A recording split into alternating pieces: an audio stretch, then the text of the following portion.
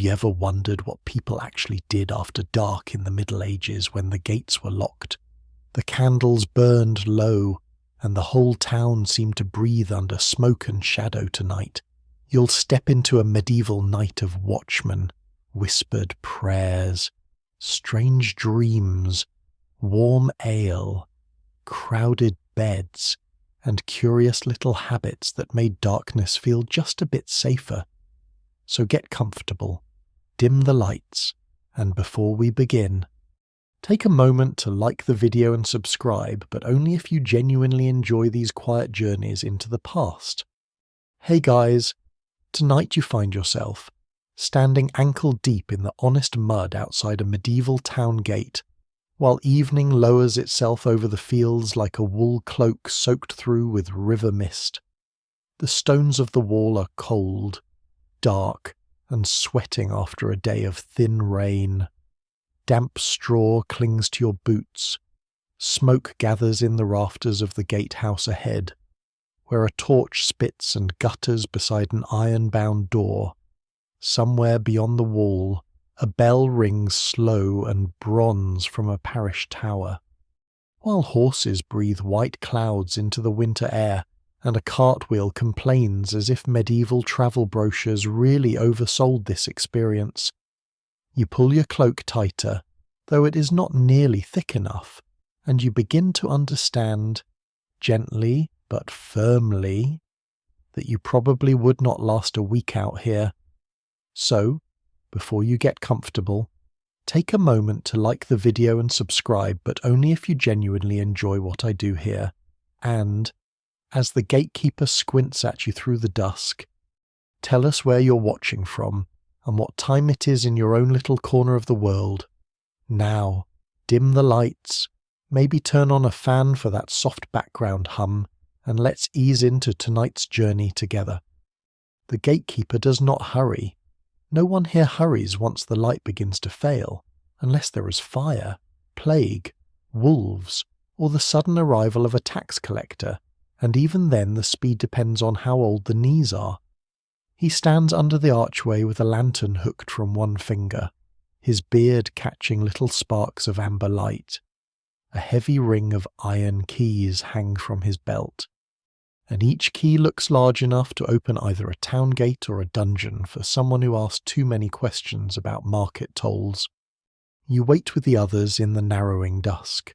A woman with a basket of leeks, 2 carters hunched beneath patched hoods, a pilgrim with a pewter badge sewn crookedly to his hat, a boy leading a mule that has clearly formed opinions about civilization and found them wanting. The road behind you has become a dark ribbon, slick with wagon ruts and puddles, passing between bare hedges and winter fields where the stubble shines faintly under mist. Ahead, the town walls rise like a sleeping beast, and above them you glimpse the cramped roofs within, steep and uneven, breathing smoke into the violet air. Night does not simply arrive here, it is managed, resisted, bargained with. It comes with bells, rules, bolts, shutters, prayers, and the sharp smell of tallow. It comes with curfew too, though no one can quite agree whether the word means comfort or warning. In some towns, the bell tells householders to cover their fires, to bank embers safely beneath ash, to pull in apprentices, to bar doors, to stop wandering unless they have business worth explaining. Fire is friend and enemy both. Tucked into hearths and lamps, feared in thatch and timber, a careless flame may warm your fingers, a careless flame may eat half a street before dawn. Medieval houses, being made of wood, straw, pitch, and human optimism, are not exactly famous for their fireproof qualities. The gatekeeper calls for the toll. His voice comes low from beneath the arch. One by one, people step forward with coins, goods, or excuses polished by long use. The woman with leeks offers a small coin and receives the sort of stare usually reserved for suspicious theology. The pilgrim touches his badge and murmurs that he travels under saintly protection. The gatekeeper appears unmoved by both heaven and vegetables. Still. He lets him pass after a pause long enough to remind everyone that saintly protection does not always cover municipal fees. When your turn comes, you duck your head beneath the arch. The stone sweats close around you.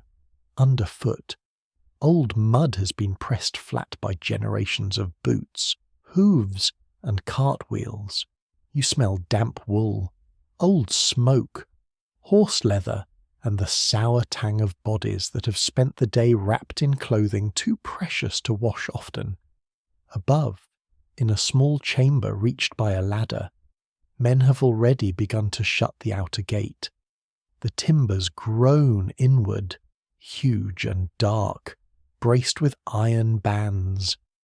It is not a graceful sound. It is the sound of the world being folded closed with the night.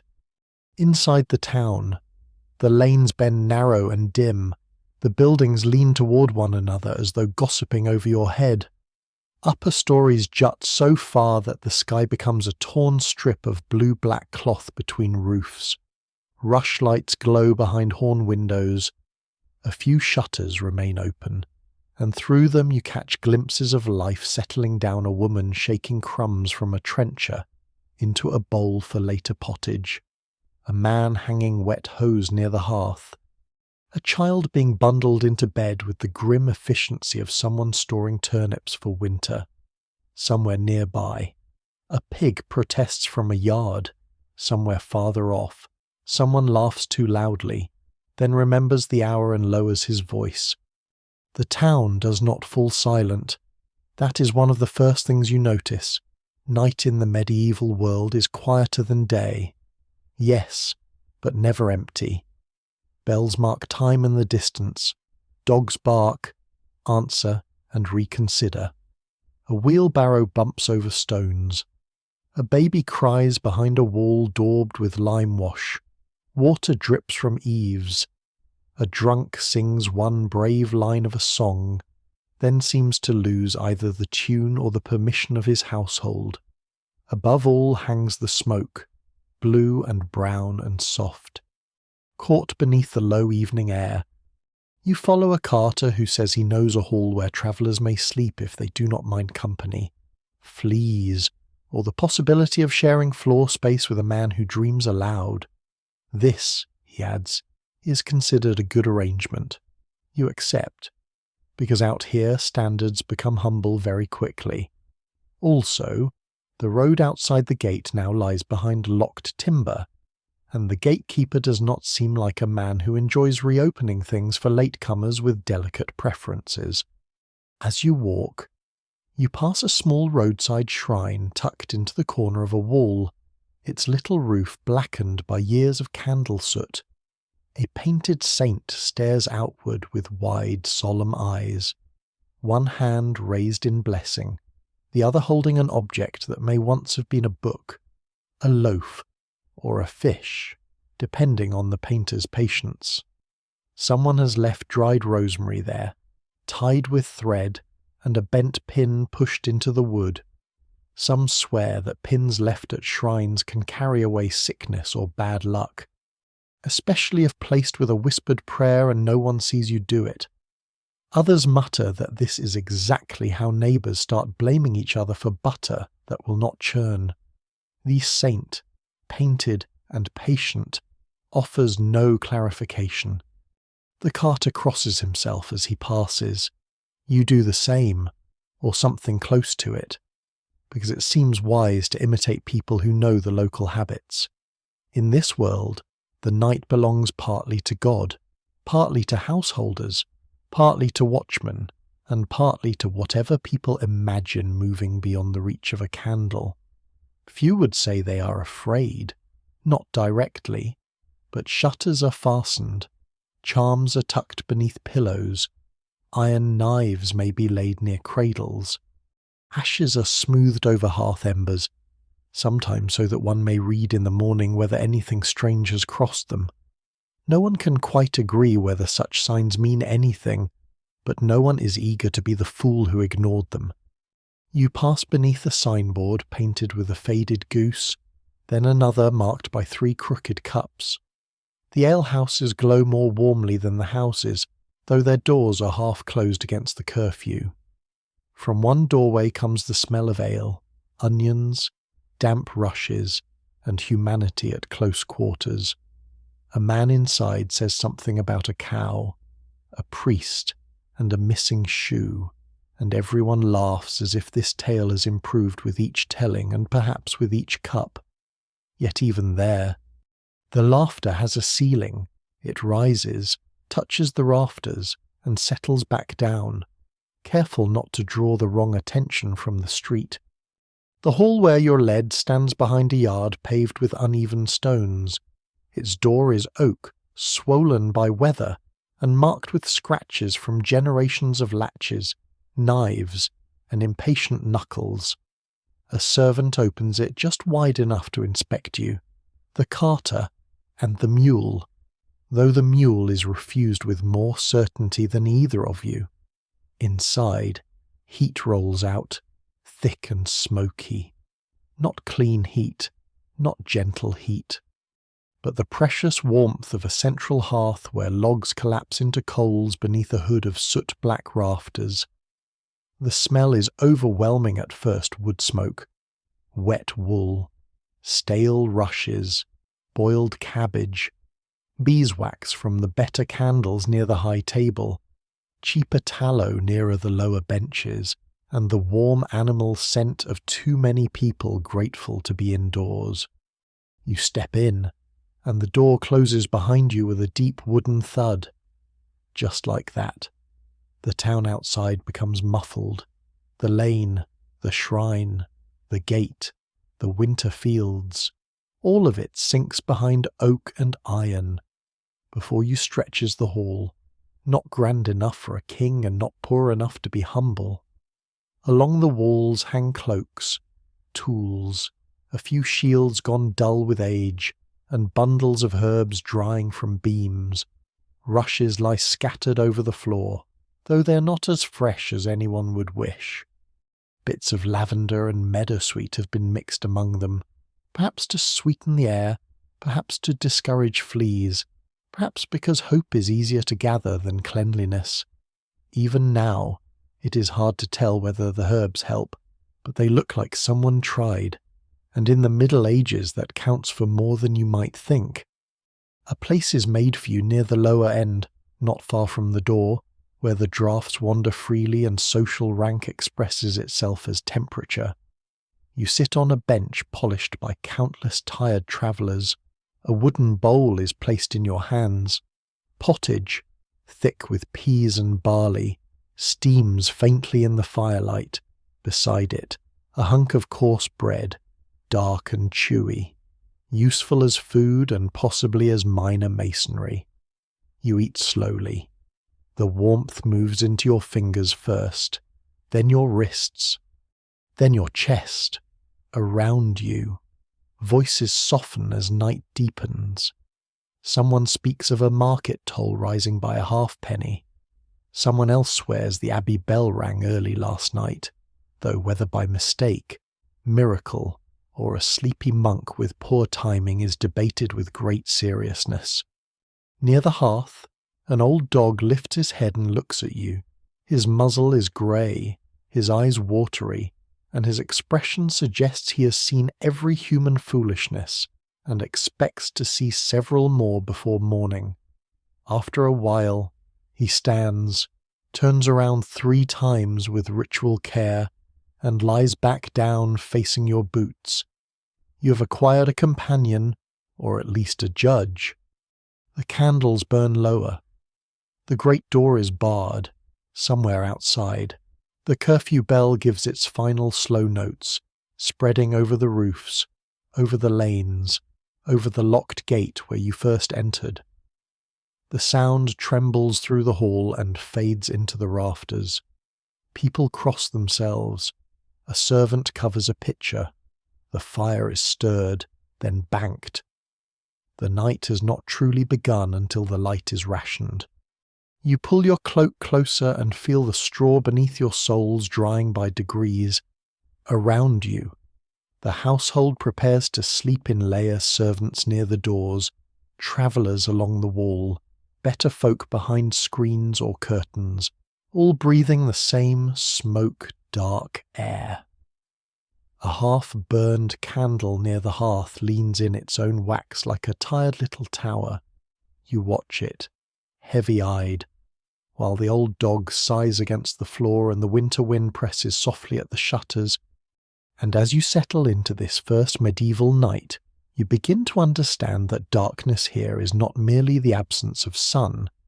It is a whole country of habits, fears, comforts, rules, prayers, and small practical arrangements. It is the gate closing, the hearth covered, the shrine passed with lowered eyes, the pottage eaten before it cools, the bench claimed before someone else takes it. It is the world drawing inward, one bolt, one bell, one candle at a time, while you sit among strangers and listen to the soft, smoky breathing of a town trying to sleep. The hall settles by degrees, like a pond after a stone is thrown into it.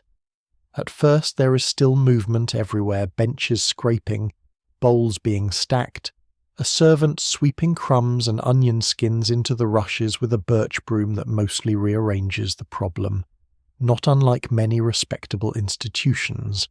Then, little by little, the business of the day gives way to the business of the night, and that turns out to be every bit as crowded.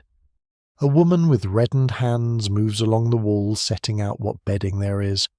Wool blankets, thick and scratchy, are shaken once and folded twice. Straw pallets are dragged from a corner. A few luckier souls claim places on benches or built-in wall ledges, where the draughts are slightly less aggressive. The high table remains empty now, its importance extinguished for the night, but the space near the hearth becomes precious country. Feet edge toward it, shoulders angle for it. No one announces this struggle openly, because medieval manners, like medieval roads, are rough but not absent. Even so, you soon learn that warmth is a form of rank all its own. The rushes underfoot give off their bruised scent as more people tramp over them. They are old enough to tell stories. Mixed among them are sprigs of lavender gone dusty, fennel stems, and something sharp and green that might once have been mint. In fine halls, people like to say the floor is strewn fresh each season, fragrant and clean, but in ordinary places the truth is softer under the boot and far less poetic. The rushes trap mud, ash, spilled ale, grease, and the secrets of previous evenings. You do not examine them too closely. Sleep, you realize, depends on a certain strategic lack of curiosity. The servant points you toward a space near the wall, between the old dog and a broad-shouldered man already unlacing his boots with the solemn concentration of a bishop untying doctrine. He nods at you with the grave courtesy of one exhausted traveller greeting another. Nearby, the pilgrim with the crooked badge settles on his knees first, muttering prayers under his breath before he lies down, on the far side of the hearth. Two apprentices share a blanket and begin an argument about whose elbow is more offensive. The answer, from the sound of it, is both. Candles are pinched thinner one by one. The beeswax lights near the better end of the hall burn clean and sweet, giving off that faint honeyed scent that seems almost luxurious after the smells of road and stable. The cheaper tallow dips nearer you smoke and gutter, carrying with them a greasy tang. A half-burned candle by the hearth leans farther into its own wax, stubbornly holding on as if it has personal objections to bedtime. The firelight pulls long shadows across the rafters, where soot has gathered black and furry overhead. Smoke drifts there in patient layers. You can taste it at the back of your throat. Night clothing, if it may be called that, is less a costume than a compromise. Some strip to linen shirts, some keep tunics on, some wrap cloaks around themselves and call the matter settled. Modesty exists, certainly, but privacy is a luxury rarer than saffron.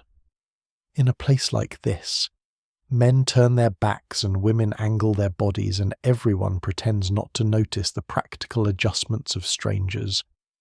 The hall becomes a field of little negotiations where to put your boots, whether to use your bundle as a pillow, how much of your blanket must remain your own before diplomacy gives way to war.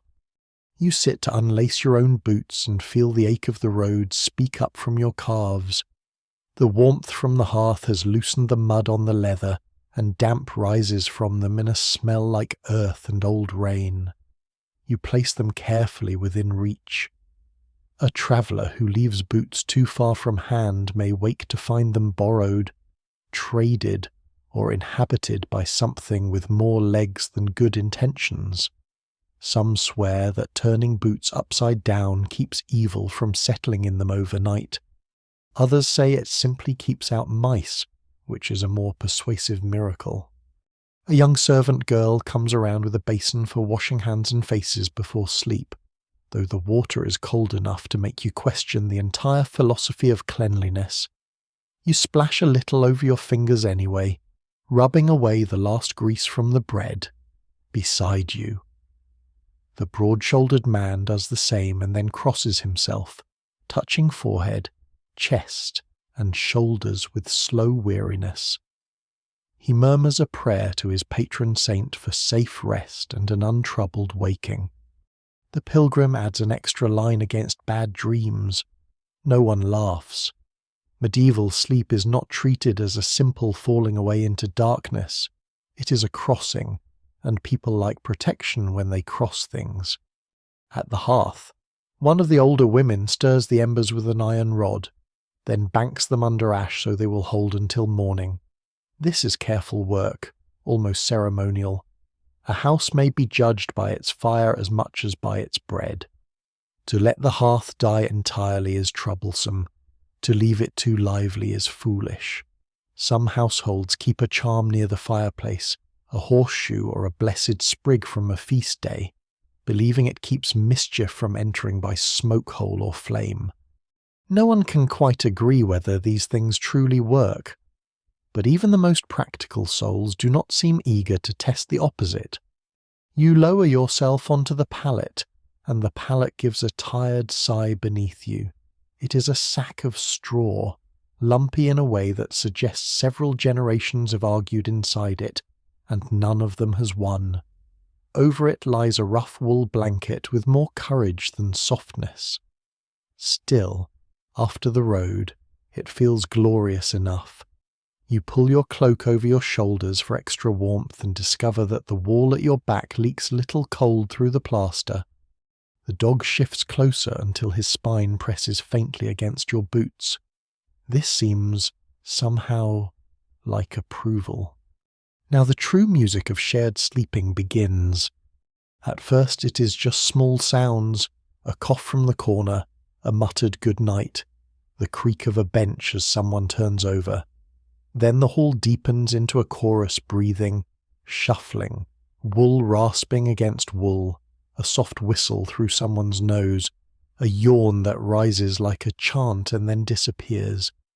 A baby in a curtained nook fusses once and is soothed with a hum. One of the apprentices, asleep almost instantly, begins to snore with the rhythmic conviction of a saw in green timber. His companion elbows him. The snoring pauses, considers its options, and resumes from a different angle.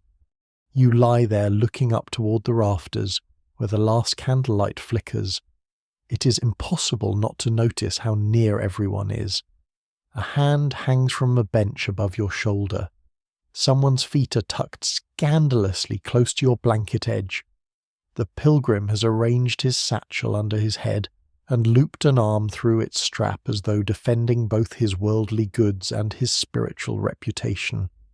The broad-shouldered man beside you removes a small knife from his belt and places it under the pallet within easy reach. Not for murder, probably, just for reassurance, cheese, and the general unpredictability of human arrangements. Shared sleep is ordinary here, in towns and villages alike. People sleep in company more often than not family, servants, travellers, children, hired hands, occasionally a goat if weather or architecture makes the case strongly enough. Beds are expensive things. Blankets are worth guarding. Warmth is a resource best pooled. No one speaks of personal space, because if you tried to explain the concept in this hall, they would assume it was either a new heresy or an especially selfish kind of cupboard. From the far end of the room comes low whispering, then a hissed laugh, then silence when someone clears his throat in warning. A late ember collapses inward with a red blink. The half-burned candle finally gives up and folds into darkness. Around the hearth, the light softens to bronze, then to dull crimson, painting all faces alike in sleepiness. The smell of wet wool remains, along with smoke, rushes, a trace of onion, and the faint sweetness of beeswax from the candles already gone out. You begin to drift, though drift is perhaps too elegant a word. Medieval sleep arrives in layers, tangled with discomfort and warmth, noise and weariness. Your hips object to the straw. Your shoulders find a better angle. Someone coughs again. Outside. The wind touches the shutters, far beyond the wall, or perhaps only from the church within the town. A bell sounds once into the dark. It is a lonely note, thin and round, and it seems to pass over all the sleeping heads like a blessing or a reminder. Even now, it is hard to tell whether what comforts you most is the thought of rest or simply the presence of others nearby. You're not alone with the dark here. You are folded into it with a whole little world of breathing strangers, banked embers, worn blankets, and human inconvenience. It is not private. It is not graceful. It is not especially fragrant. But it is, in its smoky and crowded way, secure. At last your eyes close fully. The old dog sighs once more. The apprentice snores like a mill wheel having theological doubts, and the medieval knight, having packed everyone in as neatly as a chest full of winter woolens, draws the blanket of silence a little closer, preparing you for the deeper hours still to come. You do not sleep all the way through the night, because almost no one around you seems to expect such a thing, and the hall itself appears to have opinions about when rest should pause and resume. At first you sink into darkness so heavily that the bench creaks. The snoring apprentice, the damp rushes, the dog at your feet, and the cold wall behind your shoulder all dissolve into one thick, smoky dream. You float there for a while, wrapped in wool and wood smoke, as if the whole town has become a covered ember beneath ash. Then, without any grand reason, you wake, not violently, not with fear. You simply rise up out of sleep as though a hand has lifted you gently by the back of the neck. The hall lies dim and red around you. The hearth has fallen low, but not dead. Its coals breathe under their grey cover, pulsing faintly whenever a thread of air reaches them. The rafters are lost in darkness. Bodies lie everywhere, curled and bundled, making a low tide of breath across the floor. Someone mutters in a dream. Someone turns over with a rustle of straw. The old dog opens one eye, sees that it is only you being awake like a reasonable fool, and closes it again. You lie still for a moment, remembering where you are. The wall, the pallet, the hall, the town gate locked behind you, the half-burned candle that collapsed earlier into its own wax.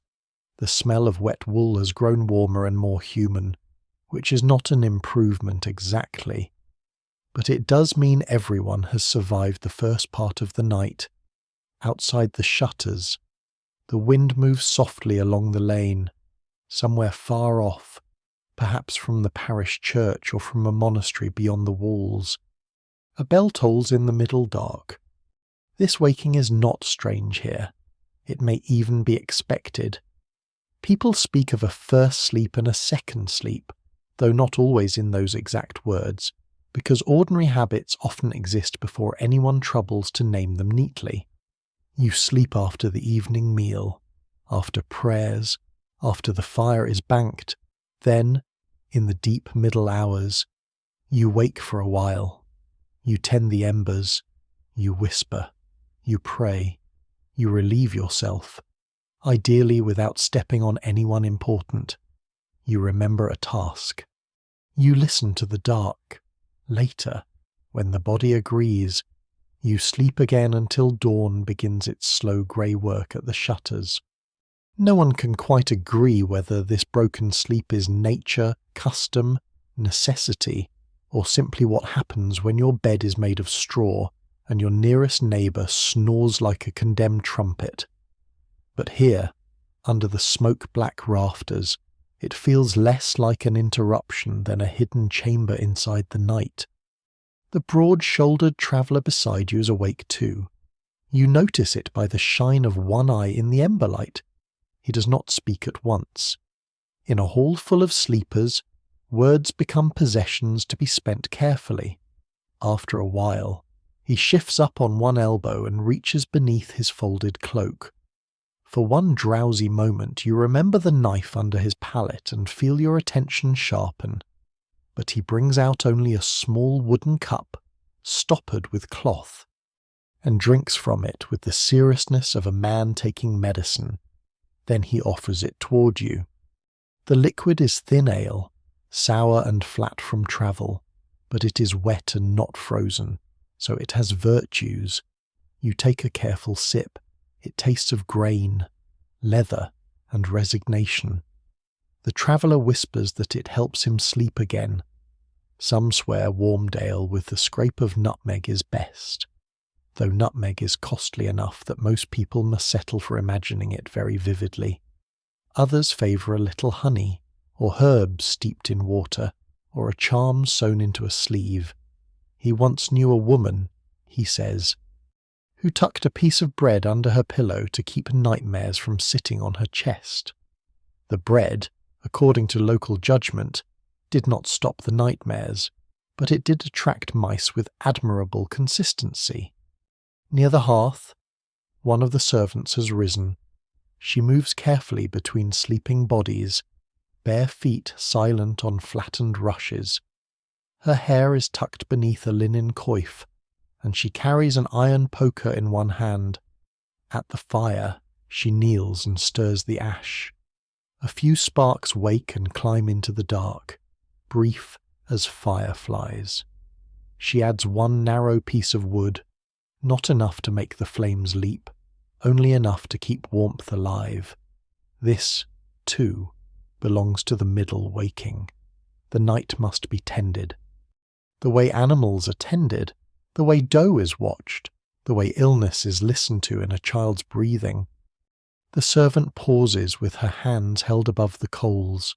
Her face, in the dim red light, looks older than it did before sleep, or perhaps everyone looks older at midnight. She murmurs something, a prayer, maybe, or a complaint. The two can sound very similar when spoken quietly to a fire.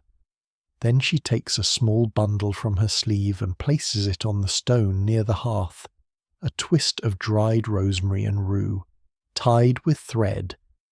You remember the roadside shrine, the bent pin, the painted saint who offered no clarification. The bundle rests there like a tiny sleeping creature. Some say rosemary near the hearth keeps sickness away. Some say rue discourages witches, fleas, bad air, or sorrow, depending on who is asked and how much ale they have had. Even now, it is hard to tell whether the herbs protect the house or simply comfort those who must live inside it. But comfort is not a small thing in a cold century. You watch the servant touch the bundle once with 2 fingers, then tuck her hands beneath her arms and return to her place along the wall. Across the hall, a man wakes with a start and whispers a saint's name. The pilgrim sits up immediately, as if prayers are his trade and he has heard business open. The startled man breathes hard, then laughs softly, embarrassed. He dreamed that his teeth were falling into his hands, he says. This produces several quiet reactions from the darkness. Someone mutters that such a dream means a death in the family. Someone else says it means lies will be spoken about you. A third voice, sleepy and irritated, says it means you should stop sleeping with your jaw clenched. Those who tell the tale never fully agree about dreams. Some are warnings, some are vapours rising from bad food, some are temptations, some are messages allowed through the thin places of sleep. The learned may speak of humours, of heat and cold, of moist and dry, of digestion shaping visions in the night. The old may speak of omens, the priest may advise prayer. The mother of 6 children may advise not eating onions so late, which is perhaps the most practical theology in the room. The man who dreamed of teeth crosses himself and lies back down, though you can tell he will not sleep quickly. The pilgrim remains upright a moment longer, whispering a line you cannot quite catch. His badge glints dully in the ember light. It shows a saint, or perhaps a shell, worn nearly smooth by fingers. Pilgrim badges are signs of roads taken and holy places reached, but they also become little shields against the uncertainties of travel, sewn to hats, cloaks, satchels. They declare that the wearer has walked under blessing, or at least under ambition.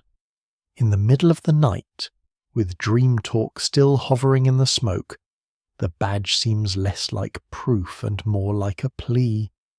You sit up slowly. Your back complains from the straw pallet.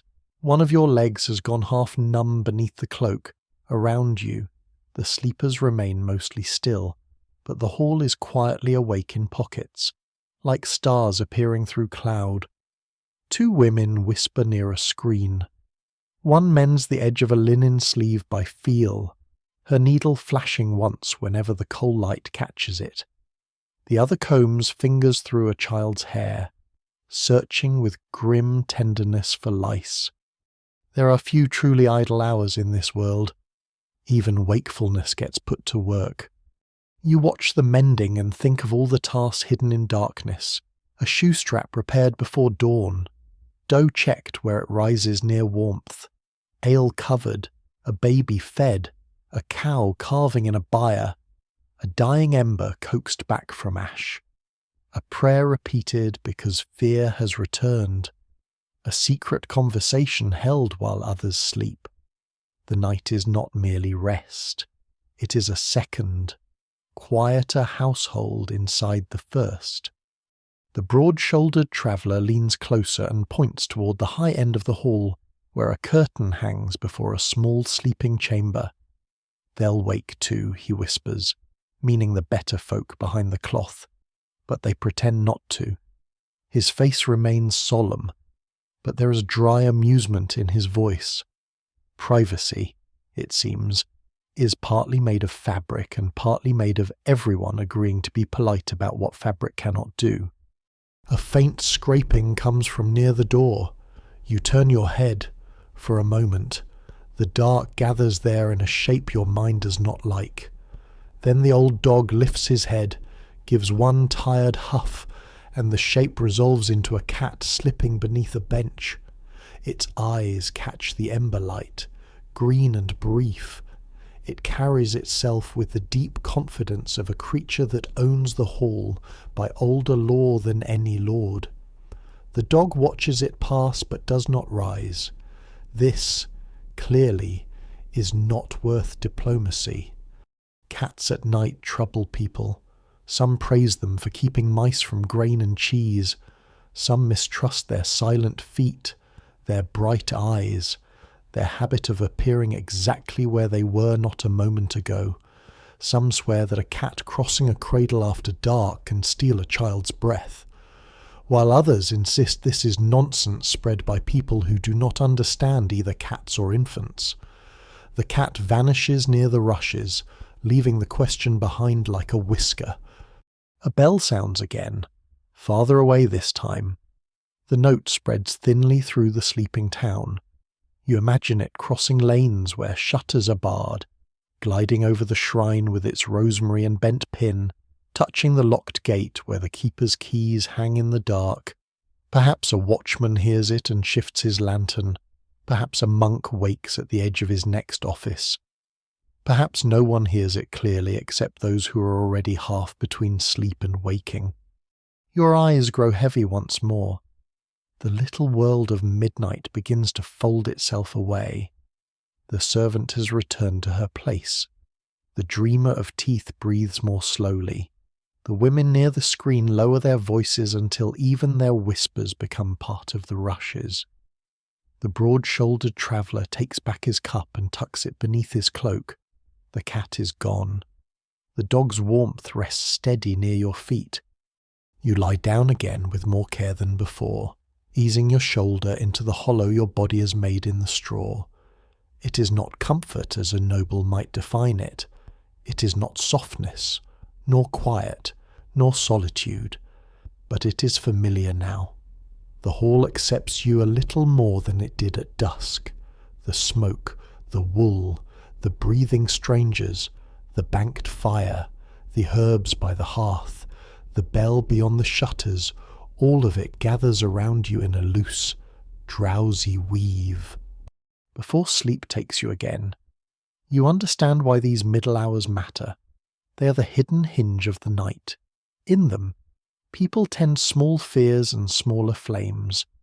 They speak of dreams, check the fire, share ale, mend cloth, watch over children, and listen for sounds that may be ordinary or may not.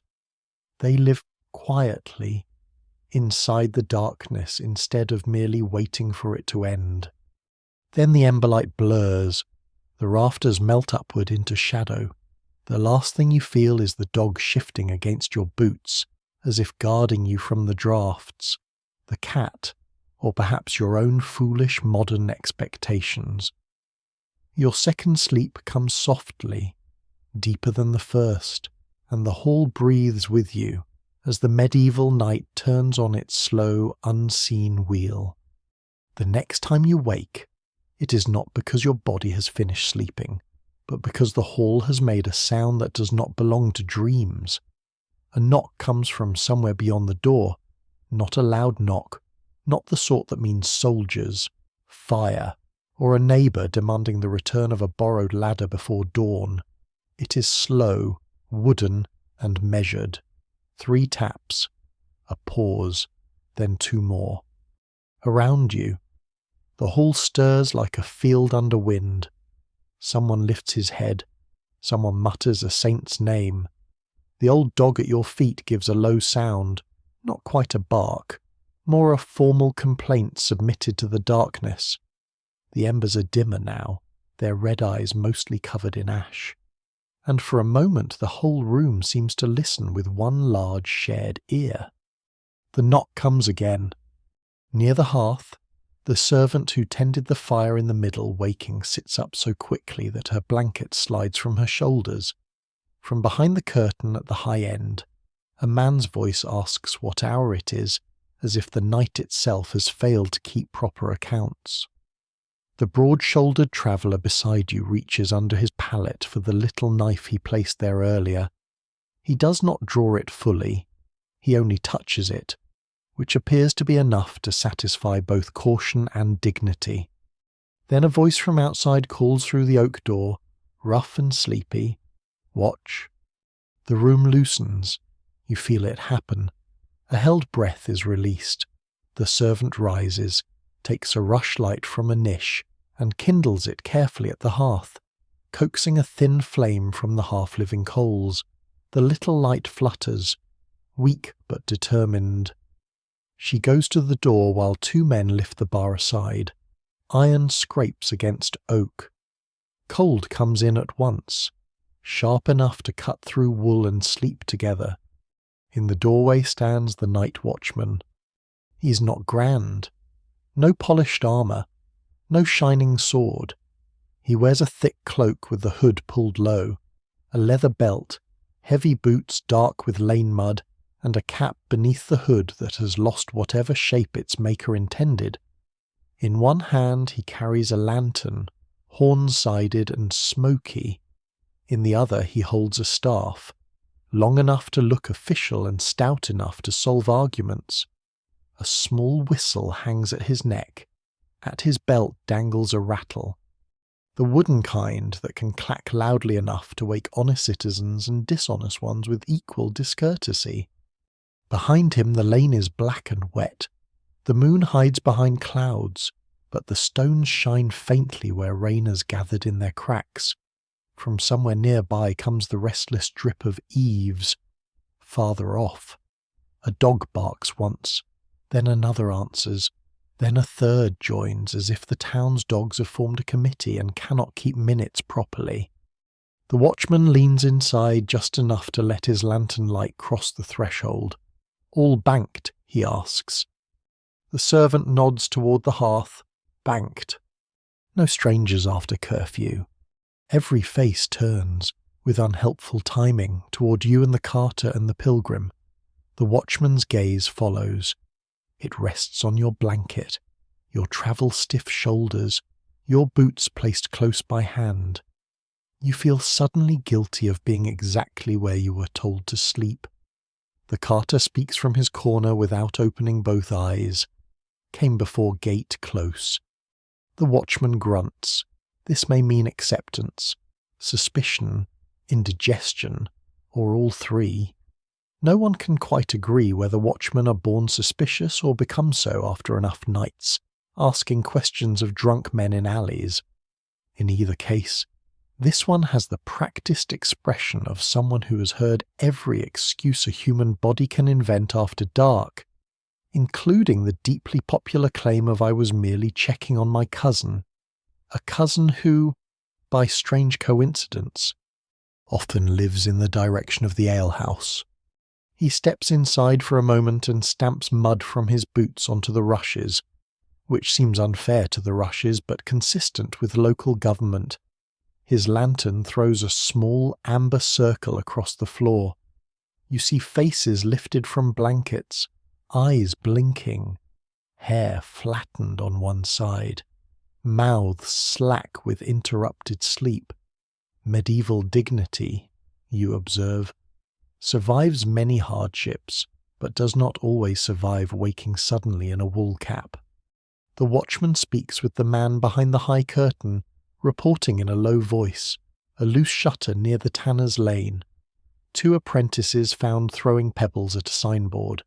A baker's boy sent home after claiming he had permission to be out before dawn, though permission from whom remained a matter of creative silence.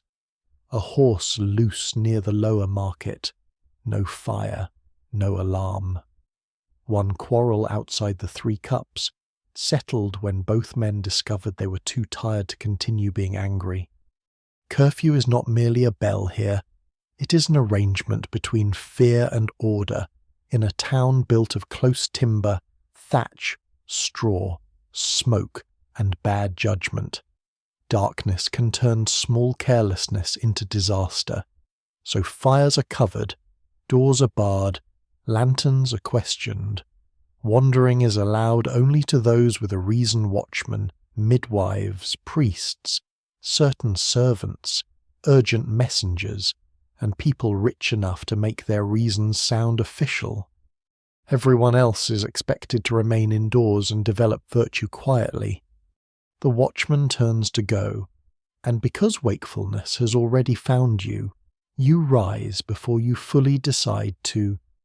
The broad-shouldered traveller looks up at you as though you have chosen an unusual hobby. The old dog stands too, stretches his front legs, and yawns a long, grey-muzzled yawn that shows more teeth than necessary. Perhaps he intends to supervise. At the door, You ask if you may step into the yard for air. The servant eyes you, then the watchman, then the dog. The watchman shrugs. Yard only, not lane. This sounds generous until you feel the cold. Outside, the yard behind the hall lies under a thin skin of frost, silvering the uneven stones. The air smells cleaner than inside, though clean is a brave word for any medieval town.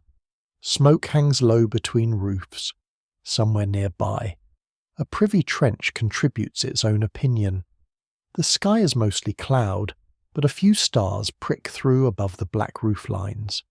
You pull your cloak close and stand beneath the eaves, listening as the watchman finishes his exchange at the door. Then he gestures with his staff. Come as far as the gate corner if you keep quiet. You should probably return to your pallet. That would be sensible.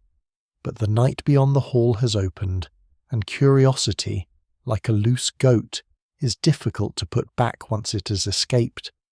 You follow him through the yard passage to the lane, the dog padding behind you with the grave step of an elderly official. The town at night is narrower than it was at dusk.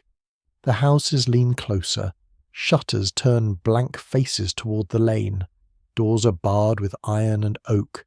Here and there, light seeps through cracks, thin as thread. A painted sign creaks overhead. Water drips from a gutter into a barrel. The stones underfoot are slick, and you place each step carefully. Mud waits in every hollow, patient and democratic. The watchman walks slowly, not because he is lazy, but because the dark must be read. He pauses at alleys. He lifts his lantern toward doorways. He listens at corners, every few houses. He calls the hour in a low, carrying voice, the exact words simple enough, yet shaped by cold air and habit into something almost musical. He tells the sleepers that all is well, or well enough to be announced as such. Whether the town believes him is another matter. At a crossroads, he stops. 4 narrow lanes meet beneath the overhang of crooked houses. In the centre stands a stone worn nearly smooth, perhaps the base of an old market cross, perhaps something older. Someone has tucked a sprig of rowan into a crack there. The berries are shriveled, dark as clots in the lantern glow. The watchman notices you looking. Against night-wandering things, he says. You wait for him to explain more. He does not. This is a common medieval style of explanation enough to make you uneasy, not enough to make you informed. Some swear that crossroads after dark are places where spirits pause, unable to choose a road. Others say witches meet there, or thieves, or young people with no respect for household sleep. Even now, it is hard to tell whether the rowan guards against demons or merely reminds nervous townsfolk that someone has taken the trouble to guard against demons, which is not quite the same thing but maybe nearly as useful. A shape moves in the lane to your left. The watchman lifts his lantern. For one breath, it is all shadow bent back, long arm, low head. Then it becomes a woman carrying 2 covered buckets on a yoke across her shoulders. She freezes in the light. Who goes? The watchman asks. Marta from the lower well, she answers, irritated in the way of someone too tired to be frightened properly. My mistress wants water for brewing before dawn. The watchman lowers the lantern a little. Late. She wants it early. This answer contains an entire household hierarchy and possibly a tragedy. The watchman lets her pass. As she moves by, the buckets sway softly, lids knocking wood against wood. The dog sniffs the air and decides water is beneath his concern. You continue, near the bakery lane. Warmth breathes from a shuttered building. The smell reaches you first grain, yeast, ash, and the deep promise of bread. Inside, someone works before the town wakes, building heat in the oven, testing dough, preparing loaves that must be ready with morning light. Night belongs to bakers more than poets admit. Their labour begins while others still dream, and by dawn everyone will behave as though bread simply appeared, which is one of humanity's oldest and most comfortable falsehoods. The watchman pauses beside the bakehouse door and taps it once with his staff. A muffled voice answers. Satisfied, he moves on. In a lane near the alehouse, two men stand too close together beneath a hanging sign. Their posture says secrecy, their breath says ale. When the lantern falls on them, both immediately become innocent in the exaggerated manner of guilty people everywhere. One claims he's helping the other find his brother's door. The other claims he is the brother. This causes a pause long enough for the old dog to sit down. The watchman does not shout. He merely lifts the rattle from his belt and turns it once. The wooden clack cracks through the lane, startling birds from a roof edge and sending both men into a flurry of apologies. A shutter opens above. A woman's voice asks whether someone intends to die noisily under her window. The watchman tells the men to go home. They do, though not in the same direction at first, which weakens their story somewhat. You walk on while the town resettles behind you. The watchman tells you, quietly now, that his work is mostly listening for flame, for breaking wood, for footsteps running, for crying, for the wrong kind of silence near a stable, for men who laugh after curfew, because laughter at the wrong hour can mean gambling, fighting, theft, or simply youth. And youth is often treated as a misdemeanor until proven otherwise. At the corner by the gate, you stop. The great doors stand shut and braced, black timbers banded with iron. Beyond them lies the road you came by, the winter fields, the shrine, the mist. Inside, the town breathes in its sleep. The watchman lifts his lantern toward the gatehouse window, where another faint light answers. The gatekeeper is awake too, or half awake, nested among keys and drafts. Night has many keepers, you realize. Not just one man with a staff, but servants with embers. Bakers with ovens, mothers with children, monks with bells, dogs with doubtful loyalty, and travellers who wake because the dark has shifted. Those who tell the tale never fully agree whether medieval nights were more dangerous than ours, or only more honest about their dangers. Here, you can hear every hinge, every cough, every footstep that does not belong. The darkness has texture. It presses against doors. It gathers under eaves. It turns ordinary corners into small questions. The watchman turns back toward the hall. You follow, grateful now for the thought of smoke and scratchy wool. The dog trots ahead, apparently convinced he has completed necessary civic duties. As you return through the yard, the cold has found your fingers and settled into the bones of your hands. The servant opens the door before you knock. Heat, heavy and imperfect, rolls over you again. Inside, the hall still sleeps. The broad-shouldered traveller watches you from one eye as you step back to your pallet. Seen enough, he whispers. You nod.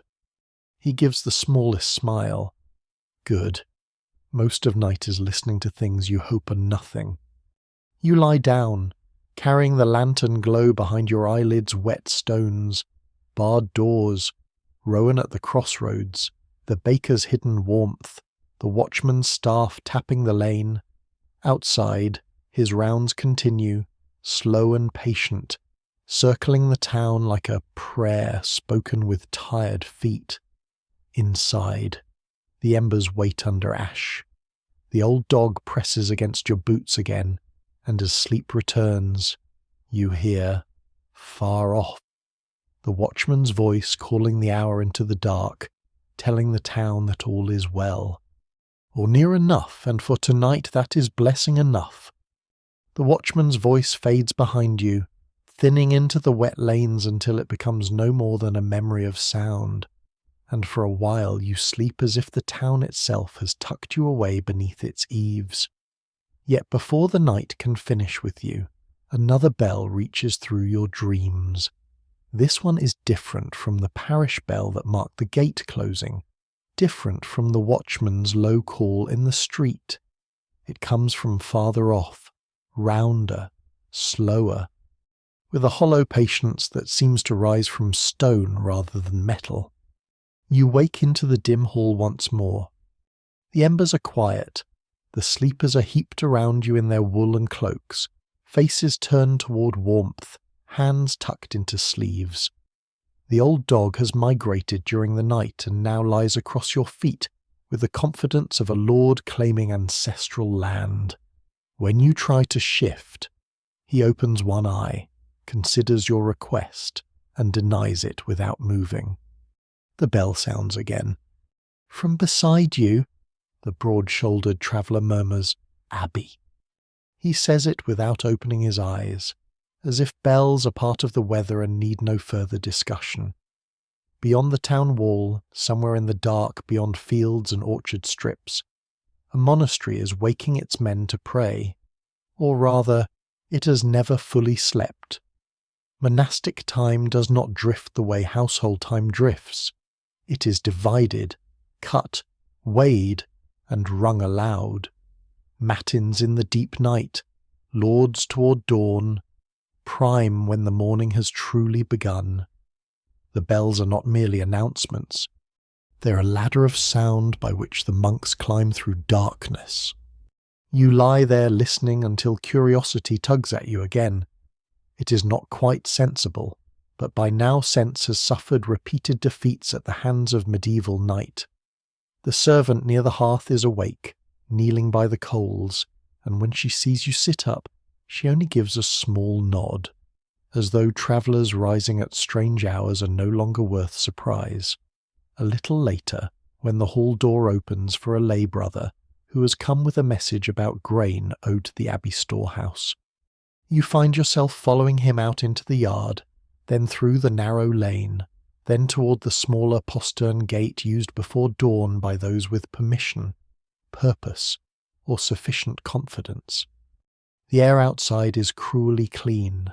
Frost has settled on roof edges and dung heaps alike, improving one more than the other.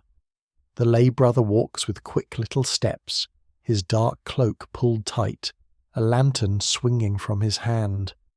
He's not a monk exactly, or not in the full choir-singing sense.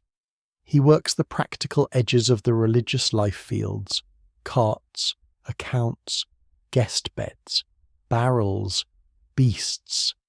His hands are cracked from labour, and his breath smokes before him in pale bursts.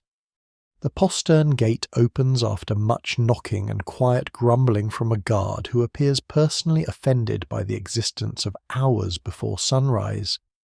You pass out beyond the wall. The town closes behind you. The road to the abbey lies under a faint whitening of frost, with wagon ruts hardening into ridges beneath your boots. Hedges lean black on either side. Somewhere in the field, unseen sheep make small displeased noises, as though they too have been summoned to matins and disapprove of the theology. The abbey appears slowly, not all at once. First the bell tower, a darker shape against the clouded stars, then the roof line of the church, then the outer buildings gathered around it, guest house, bakehouse, barns, infirmary, cloister walls, workshops, all hushed beneath the hour. A single lamp burns near the gate, another glows in a high window. The bell continues, steady and grave, calling men out of warm straw and narrow beds into the cold work of praise. At the abbey gate, a porter peers through a small opening. He knows the lay brother and admits you both with minimal suspicion, though he gives you a glance that says the world already contains enough travellers without importing more before dawn. Inside the precinct, The ground is swept cleaner than the town lanes, though mud has not been defeated, only organised. You pass a stable where horses shift in the dark, a storehouse with iron-bound doors, and a kitchen yard smelling faintly of ashes. Onions and yesterday's fish. Monasteries are holy places. Yes, but they're also farms, offices, breweries, hospitals, libraries, landlords, and very serious consumers of firewood. The church door stands open. Warmth does not pour from it. Churches are rarely generous that way. Instead, a deeper cold waits inside. Stone cold, old cold, the kind that seems to have been stored in the walls since the first mason set them. You step in behind the lay brother, and the darkness grows tall around you. Candles burn near the choir, not many, but enough to give the stone ribs of the vault a faint upward lift. The monks gather in their stalls, hooded and shadowed, their faces pale above dark habits. Some are old, some young, some upright with discipline, others swaying slightly with sleep. One monk's head dips, recovers, dips again, and recovers with such holy determination that you feel oddly proud of him. Even saints, one suspects, had difficult mornings. The chant begins low. It is not a performance. It does not hurry toward beauty, though beauty finds it anyway. The voices move together through the cold air, rough at the edges, deepened by stone. Words rise and fall in Latin you do not understand, but the rhythm is enough. It washes over you, slow as breathing. The bell outside has stopped now, and the voices take its place, measuring the dark in syllables and pauses. Some swear that monks pray while the rest of the world is most vulnerable, holding back disorder with psalms as watchmen hold back thieves with lanterns and staffs. Others say the offices are obedience, discipline, habit, and a way of making all hours belong to God. Even now, it is hard to tell whether the sleepy monk 2 stalls from the end is defending Christendom or simply trying not to fall over. Perhaps both may be true. The Middle Ages allow room for mixed motives, especially before dawn. You stand near the back with the lay brother, and a few others, a widow wrapped in a fur-lined cloak worn smooth at the cuffs. A boy with a swollen cheek brought perhaps for blessing after a toothache. A pilgrim whose badge flashes faintly when he bows. The widow holds a rosary of dark beads. The boy keeps touching a little linen packet tied around his neck. It may contain a prayer, a saint's name, powdered herb, or all three, because remedies here often prefer teamwork. No one can quite agree whether toothache is best handled by cloves, leeches, charms, hot cloths, or the intervention of Saint Apollonia, but anyone suffering from it is usually willing to consult the entire committee. After the chant, the monks sit and stand and bow with practiced slowness. A reader steps to a lectern. His voice is thin but steady. The words stretch into the cold. You feel your own drowsiness becoming part of the place. Not an enemy to prayer, but a fog through which the prayer moves. The monks have built a life around waking when others sleep. Their night habit is not wandering, not alehouse talk, not whispered dream reading, but ordered return from bed to choir, from darkness to candle, from silence to chant, over and over until the body learns the path without needing to be asked. When the office ends, it does not truly end. The monks leave quietly, sandals whispering over stone. A few remain in prayer. Others move toward the cloister, where the open walks frame a square of black sky. The lay brother guides you through a side passage into a smaller room, where a brazier burns faintly and a sleepy clerk scratches notes onto a wax tablet. His stylus moves with irritation. Accounts, it seems, do not become holier merely because they are kept by monks. Beyond him, in the scriptorium, 2 lamps glow. You glimpse ink-stained fingers, parchment sheets, a knife for scraping errors, a horn of ink stoppered carefully against spills. Scribes sometimes work in the hours around prayer, especially when daylight is short and deadlines are long, because even holy books develop schedules. One young scribe rubs his eyes and stares down at a blot spreading across a line of careful letters. He whispers something uncharitable for a man in a monastery, then glances around as if hoping heaven did not hear the exact wording. The older scribe beside him does not look up. "Blame the little night demon," he says. The young one snorts. There are tales, half joke and half warning, of a troublesome spirit that plagues scribes, making ink spill, letters wander, knives slip, and attention fail. Those who tell the tale never fully agree whether such a creature truly exists, or whether tired men prefer blaming demons for mistakes made after too little sleep. Either way, the idea seems useful. A demon can be cursed quietly. A careless hand requires humility, and humility is harder before breakfast.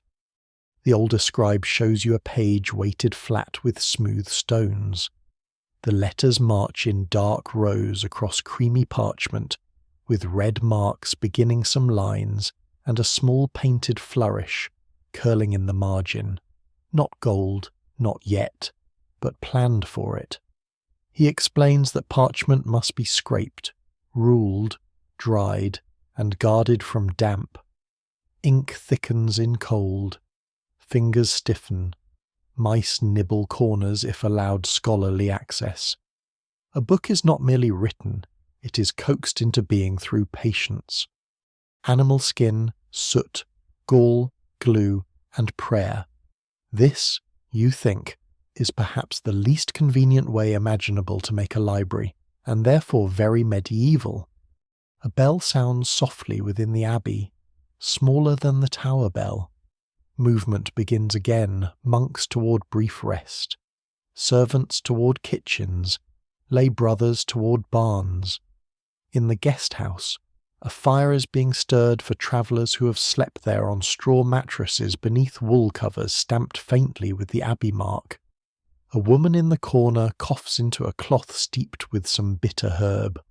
A monk from the infirmary speaks gently to her and recommends warmth. Honey, if any, can be spared.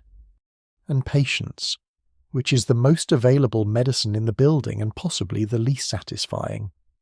You accept a piece of coarse bread from the lay brother, along with a cup of small ale. The bread is hard at the crust and soft within, still carrying a ghost of yesterday's oven. You eat standing near the cloister walk while the sky above the square begins to loosen from black to deep blue. Frost silvers the garth.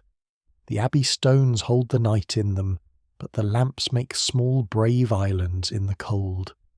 You remember the town hall, the shared blankets, the dream of falling teeth, the watchman's lantern at the crossroads. Here, the night has another shape. It is disciplined, measured by bells, filled with psalms and ink, with herbs in packets, and ledgers in wax. Yet beneath all the order, the same human things remain. Cold hands, heavy eyelids, fear of illness, hope that charms or saints or careful habits might help, the need to keep a flame alive until morning. When the bell calls the next small turning of time, you step back toward the abbey gate. Behind you, the monks' voices seem still to cling to the church stones, low and steady, as if the building itself has learned to murmur in its sleep. Ahead, the road to town waits pale with frost. The old night is thinning now, but not gone. It follows you in the ring of the bell, the smell of ink, the taste of coarse bread, and the image of a young scribe blaming a demon for a blot that was probably, though not certainly, his own tired hand.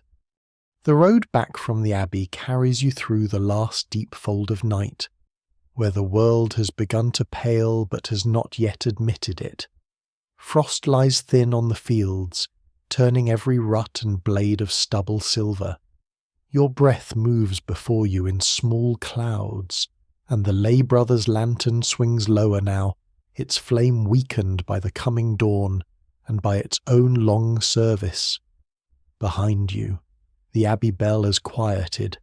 Ahead, the town walls crouch in the dimness, their stones dark against a sky slowly loosening from black to ash blue. Your stomach, awakened by the coarse bread at the abbey, begins to remember that pottage exists. So does ale. So does smoked fish. If the world is feeling merciful. Hunger at this hour is a strange thing. It is not the bright hunger of noon, when labour has burned through the morning, nor the eager hunger of evening, when people gather near hearths and bowls. It is a soft, secret hunger, born in the gap between sleeps, between bells, between the watchman's rounds and the baker's first loaves. Medieval night, you learn, has its own appetite. The postern gate admits you again with less grumbling this time, perhaps because the guard is fully awake now, or perhaps because he has surrendered to misery and calls it duty. Inside the town, the lanes remain mostly shut, but not entirely. A faint warmth leaks from the bakehouse. A servant crosses a yard with a covered pot held in both hands.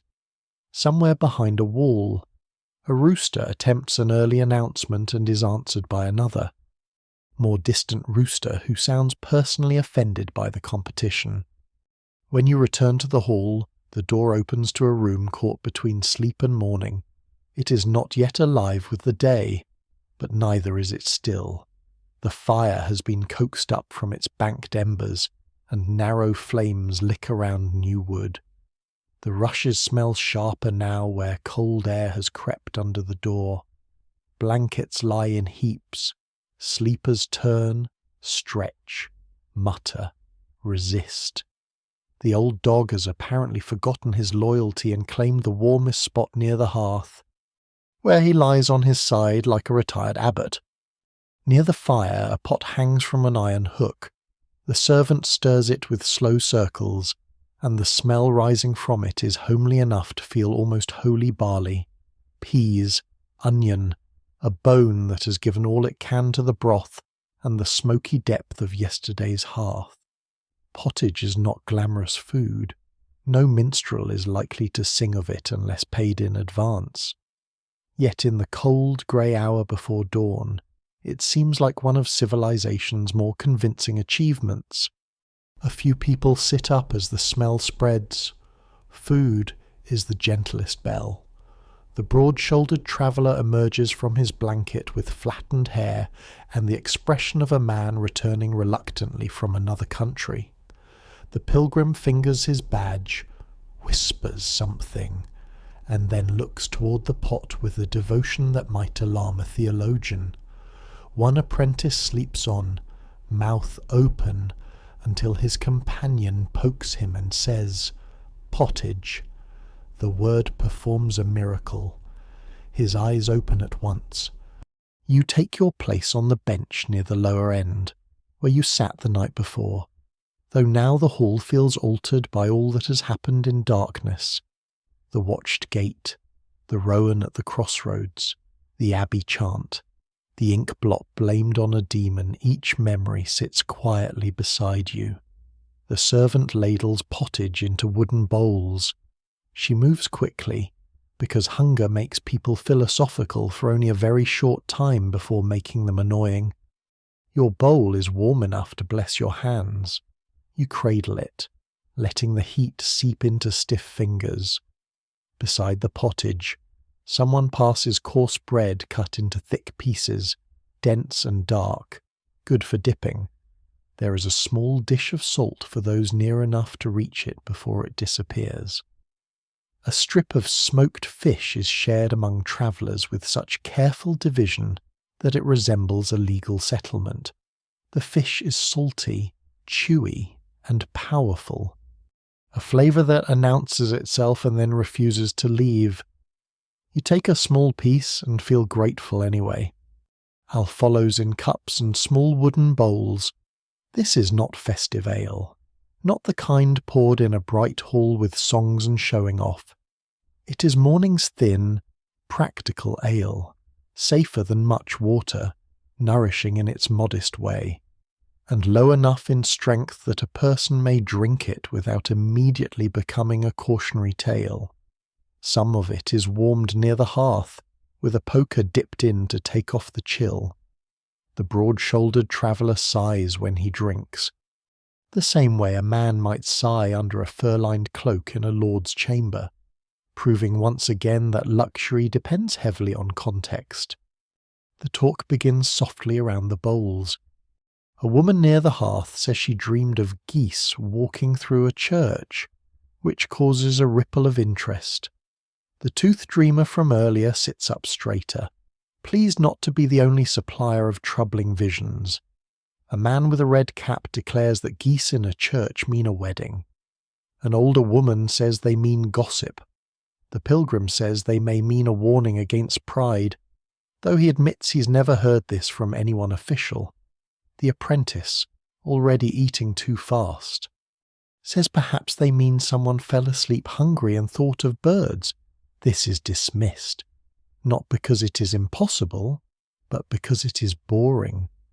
No one can quite agree whether foods cause dreams or merely invite them to choose certain shapes. Heavy pottage late at night may bring muddy dreams, says one. Eels bring slippery dreams, says another, though this seems suspiciously easy. Cheese, according to several voices, is dangerous after dark, likely to thicken the blood, heat the belly, trouble the humours, or summon visions of people you owe money. A widow near the high end insists that warmed ale with honey softens the mind and keeps nightmares from finding a place to sit. The servant, who's heard enough advice to stuff a mattress, mutters that nightmares sit wherever they please. The broad-shouldered traveller tells of a village where people avoid apples before bed because apples, being round and secretive, encourage wandering dreams. No one challenges the logic directly. Medieval explanation often works less like a straight road and more like a hedge maze with the saint at the centre. Some beliefs are old, some borrowed, some half-learned from physicians speaking of humours and digestion, some invented by grandmothers whose authority rests not on books, but on surviving everyone else's foolishness. A man with a narrow face and ink on his cuff, perhaps a clerk or minor steward, offers a more learned account. He says the body is governed by qualities hot, cold, moist, dry. Food taken at the wrong hour may heat the blood or burden the stomach. The vapours rise during sleep and trouble the imagination. He says this with the calm confidence of someone who has read enough to become dangerous at breakfast. The carter asks whether the same vapours explain why his cousin dreams of turnips whenever he owes rent. The clerk pauses, then says it may depend on the cousin. The hall receives this as wisdom. You sip the warmed ale. It tastes faintly sour, smoky from the poker, with a thin sweetness where someone has spared a little honey. It moves through you more gently than cold water would. Your limbs, chilled by the Abbey Road, begin to loosen. The pottage is simple and thick, each spoonful carrying the same soft mixture of grain and vegetable. But there is comfort in its sameness. It asks nothing clever of you. It only asks to be eaten while warm. Near the fire, a woman tears bread into a smaller bowl for a child who has woken with hair standing in every direction, like a frightened saint in a bad painting. The child complains of a dream in which the moon had a face and wanted his shoes. His mother nods gravely and tells him that moons are known for this. Then she gives him bread and says shoes are safer on feet than under beds. It is hard to tell whether she believes any of it, but the child eats, comforted, in this world. A good answer is not always the truest one. Sometimes it's the one that gets a frightened child to chew. The pilgrim takes from his satchel a little packet of dried leaves and crumbles some into his ale. He tells you it is betony, good for the head, the stomach, bad dreams, and being on roads where inns are uncertain. Betony has a reputation wide enough to be either impressive or suspicious. Some say it guards sleepers if placed beneath a pillow, some say it helps wounds, some say serpents dislike it, though serpents, not present to testify, remain unfairly represented. The pilgrim drinks with faith. Faith may not improve the flavour, but it improves his expression. You ask, quietly, whether he always wakes in the night to eat. He smiles, not always. But when the road is long, a man sleeps when he can and eats when he may. That seems to describe most of medieval life in a bowl. As the meal continues, the household sorts itself toward morning without admitting the night has ended. The servant adds water to the pot, stretching what remains for those who wake later. A boy carries trenchers to the sideboard. A woman collects cups. The old dog, stirred by the smell of fish, rises from his stolen warmth and approaches each person in turn, looking deeply wronged by history. He receives a crust from the apprentice, a shred of fish skin from the carter, and nothing from the clerk, whose soul he silently judges. The hall's earlier intimacy changes with the light. In darkness, everyone breathed together, muttered together, shared the same uncertain world of dreams and draughts. Now rank slowly returns. The better folk behind the curtain send for warmdale separately. The servants move more quickly. Travellers gather their bundles and check straps, buckles, purses, knives, pilgrim badges, and boots. Yet for this small hour around the pot, the boundaries remain softened. Sleep has made everyone briefly equal in rumpled hair and hunger. Outside, another bell sounds. Not the deep abbey bell this time, but the town's own, clearer now in the thinning dark. The watchman's rounds must be nearly finished. Bakers are waking fully. Market carts will soon press through the gate. Mud will be churned. Prices shouted, tolls argued, animals offended, and all the ordinary noise of day will rise. But not yet, not quite. You scrape the last of the pottage from your bowl with bread, wasting nothing. The smoked fish lingers on your tongue. The warmed ale settles in your belly. Around you, people make small, satisfied sounds. The quiet music of having eaten before the cold can claim the bones again. Someone near the hearth begins to tell another dream, this one involving a ladder, a black hen, and a bishop with antlers. But no one has enough certainty to interpret it. Perhaps that is for the best. Even now, it is hard to tell whether these midnight and dawn meals are indulgence, necessity, habit, or remedy. They are probably all four. A bite in the waking hours may steady the body for second sleep. A warm cup may ease fear after a troubling dream. A shared bowl may give shape to the dark, turning unease into conversation, cold into steam, strangers into temporary companions. You set down your empty bowl and warm your palms over the hearth. The rosemary and rue bundle left there earlier has dried further in the heat, releasing a faint bitter green scent beneath the heavier smells of pottage and ash. The old dog lowers himself beside you with a groan, muzzle pointed toward the pot in case history reconsiders. The half-burned candle, now only a crooked stump, rests near the stones like evidence of the night's long patience. And while the hall brightens by a shade, You sit in the glow between sleep and labour, tasting ale, smoke, fish, and barley, listening to people argue gently about dreams, and feeling the medieval night feed itself one last time before dawn comes knocking with cold hands. By the time the bowls are cleared, the hall has warmed enough for people to remember discomfort more precisely. Cold is simple when it is everywhere. Warmth, however, wakes the smaller troubles, the itch at the collar, the damp seam of a sleeve, the straw that has worked its way through wool and into the private map of your back. You shift on the bench and feel one sharp stem poke your hip with the persistence of a village tax collector. The old dog watches you scratch and seems quietly satisfied that humans, too, are creatures of fleas and weather. The servant who stirred the pottage now lifts the edges of several blankets and shakes them near the door. This sends up a soft grey cloud of dust, chaff, old wool, and invisible complaints. One apprentice immediately sneezes, another accuses him of breathing too greedily.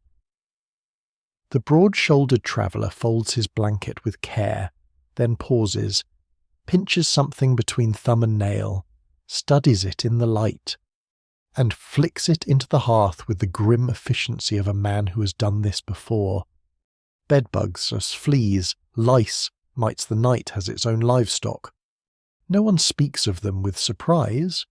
People resent them, certainly, curse them, scratch them, hunt them by candlelight, smoke them out, comb them from hair, beat bedding over rails, stuff mattresses with fresh straw when possible, and tuck herbs into folds of cloth with a faith that is part medicine and part wish. But surprise would be wasteful. In a world of rushes on floors, wool worn close to skin, straw pallets shared by travellers, animals near doorways, and bathing treated as useful but not exactly convenient, small biting creatures consider humanity a generous landlord. You rise and help drag one of the pallets closer to the door, where the servant beats it with a stick. Each blow sends straw dust into the morning grey air. She works with strong arms and no romance. The pallet thumps, coughs, and sighs. If there are vermin within, they either flee or reconsider their life choices. The old dog moves away from the dust with offended dignity, then turns and scratches behind one ear so vigorously that his hind leg blurs. At the hearth, an older woman spreads a small cloth and opens a pouch of dried herbs. Lavender, southernwood, pennyroyal, tansy, wormwood, and a few leaves you cannot name lie in brittle green and grey fragments. The smells rise sharp and bitter, cutting through smoke, pottage, and wet wool. She crumbles them between her fingers and sprinkles some into the seams of a blanket, then ties a pinch into a scrap of linen. This, she says, is to keep fleas from feasting. The clerk with the ink-stained cuff looks doubtful. Does it? The woman does not look up. Better than your doubt. This answer defeats him completely. Some swear that wormwood drives off fleas. Some prefer lavender for sweetness, pennyroyal for biting insects, or rue because it seems too bitter for anything wicked to enjoy. No one can quite agree whether the creatures flee the herbs, the smoke, the prayers, or merely move to a neighbour who has prepared less thoroughly. Still, the little bundles are tucked into bedding, sewn into hems, hung near cradles, placed under pillows, and carried in pouches. Their usefulness may be uncertain, but their scent makes a person feel less surrendered, which is also a kind of remedy. You're given a sprig of something dry and pungent to tuck into your cloak. It scratches your fingers as you slide it into a fold. The scent clings at once, green, dusty, and almost medicinal. The pilgrim leans over to sniff it and says it is good against both fleas and ill-wishing. The apprentice asks whether it works against masters. The older woman says nothing, but the look she gives him could probably protect a whole barn against evil. Now that daylight approaches, people perform the quiet inspections that follow a crowded night. Hair is combed with fine wooden combs, slowly and with ruthless attention. Linen caps are shaken, sleeves are turned. A mother seats her child between her knees and parts the child's hair near the firelight, searching with the patience of someone who has done this 1,000 times and expects to do it 1,000 more. When she finds something, she pinches it away, wipes her fingers on ash, and continues. The child squirms. She steadies him with one hand and tells him that even kings itch. This may or may not be true, but everyone nearby seems comforted by the possibility. A man at the far end rubs ointment onto his wrists where bites have risen in small red hills. The ointment comes from a little horn pot stopped with wax. It smells of fat, crushed herbs, and smoke. The pilgrim says marigold helps. The broad-shouldered traveller says goose grease helps. The clerk says a physician in York once recommended a mixture of vinegar and salt. The carter says his aunt used bacon rind and a prayer to St. Fiacre. The servant says scratching less helps. All fall silent, because this is the least welcome advice and probably the most correct. Medieval remedies often arrive in crowds: herbs, saints, charms, warmed cloths, leeches, bleeding, vinegar, honey, animal fat, old sayings, moon phases, and advice from people who once knew someone with a similar rash. Learned medicine and folk practice do not live in separate houses. They visit each other constantly, borrow cups, argue at the threshold, and leave behind mixtures no one can quite explain. A bite may be treated with plantain leaf. A swelling may be cooled with cloth. A fever may invite a physician to discuss humours with grave concern while the patient wonders whether there is more broth. Near the high end of the hall, the better folks' bedding is brought out from behind the curtain. Their blankets are finer, their sheets whiter, and their irritation no less sincere. One maid shakes a feather mattress with reverence, as though handling a church relic. Featherbeds are rare comfort, expensive and envied, but they have their own secrets. They hold warmth beautifully. They also hold smells, damp, and whatever tiny enemies of established claims inside. Luxury, in the Middle Ages, is often just discomfort wearing better fabric. You notice a small object sewn to the corner of one fine coverlet, a little cross of red thread, nearly hidden in the hem. The maid catches your glance and touches it quickly. She says it was stitched there after the lady dreamed of a black dog at the bedfoot 3 nights running. Some swear such dreams mean sickness approaching. Others say black dogs are guardians, or devils, or memories, depending on the county and the storyteller's mood. The lady, apparently unwilling to wait for scholarly agreement, ordered the cross sewn in and slept better thereafter. Even now, it is hard to tell whether the thread guards the sleeper or simply persuades the sleeper that she is guarded. The difference, at 3 a.m, may not matter much. At the hearth, the old woman with the herbs takes from her pouch a tiny twist of parchment. Inside lies a scrap marked with letters and a small rough cross. She ties it in linen and gives it to the mother with the restless child. For under the pillow, she says, against night fright. The clerk frowns. Is it blessed? The old woman shrugs. By a priest once, or near a priest. It was a market day. The mother accepts it anyway. You have seen enough by now to understand that medieval night is protected by layers, bolts on doors, ash over embers, watchmen in lanes, bells in towers, dogs at thresholds, herbs in bedding, saints in little painted shrines, iron near cradles, crosses stitched into hems, words murmured before sleep. Some protections are practical, some spiritual, some suspicious, some tender, and most are difficult to sort neatly from one another. The world is cold, crowded, and uncertain. People answer it with whatever can be held in the hand. A young man near the door lifts his shirt to show bites across his ribs. He has counted them and seems proud of the number, as if they are proof of endurance rather than proof of insects. The apprentice claims he can cure them by pressing a hot spoon to each mark. The young man declines, having retained enough wisdom to fear both insects and apprentices. The broad-shouldered traveller suggests smoke. He says in one inn they hung bedding near a smoky fire until the fleas fled. Though half the guests also fled and one blanket caught an edge of flame, which made the cure dramatic but memorable. The servant overhears this and points the beating stick at him. No burning bedding. He raises both hands, innocent as a saint on a tavern sign. The hall door stands open now, letting in the pale edge of morning. Light slips across the rushes and shows what darkness kindly hid stains. Straw, crumbs, footprints, dog hair, ash, and a dropped pin glittering near the bench. A boy gathers the worst of the floor sweepings with the birch broom.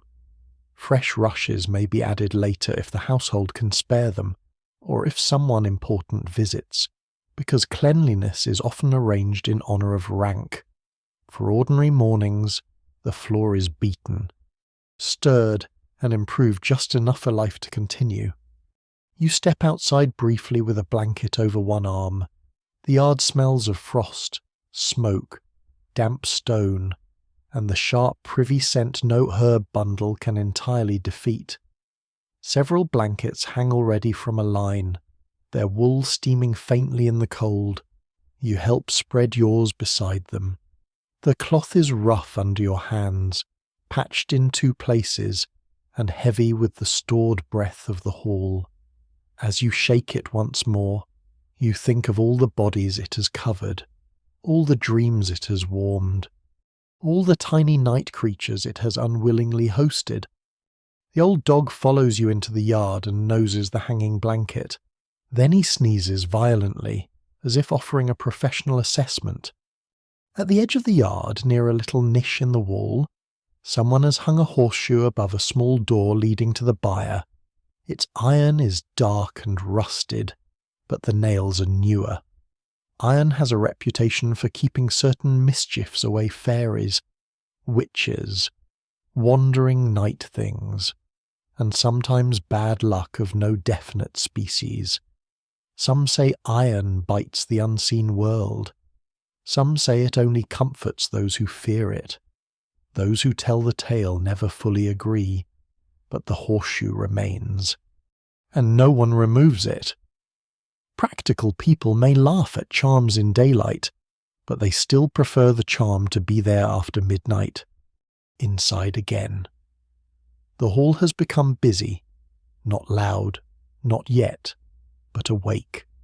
Blankets folded, bedding checked, cups stacked, the pottage pot scraped, the better candles returned to a chest, the tallow ends saved, because even a poor light is still light.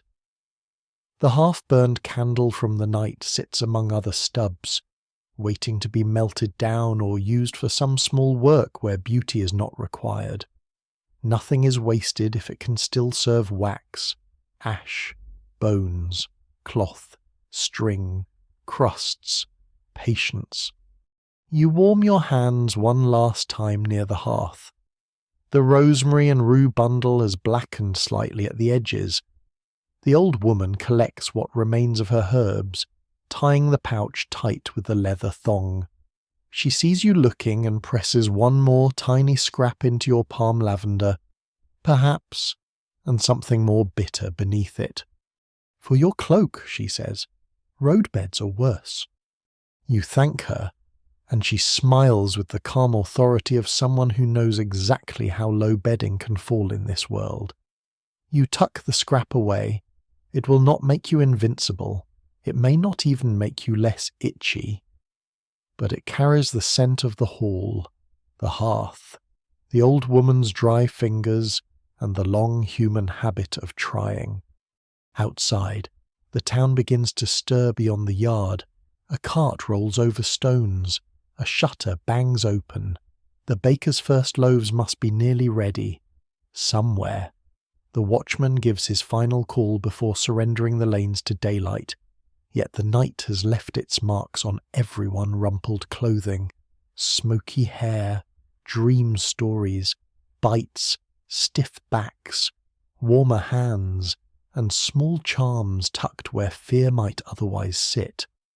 You gather your cloak, your boots, your little bitter herb bundle, and the memory of all these quiet defences. Medieval sleep, you understand, is never only closing the eyes. It is preparation, negotiation, protection, endurance.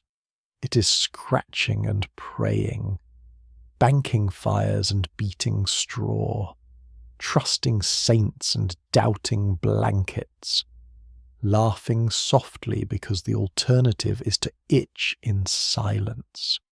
And as you step toward the doorway, the old dog trots after you, pauses, scratches once more behind his ear, and looks up as if to say that in the long war between sleepers and fleas, no creature is truly neutral. You leave the hall with the bitter little herb bundle tucked into your cloak, and the old dog trotting behind as though he's been officially appointed to your journey. The morning has arrived, but only in the most reluctant sense.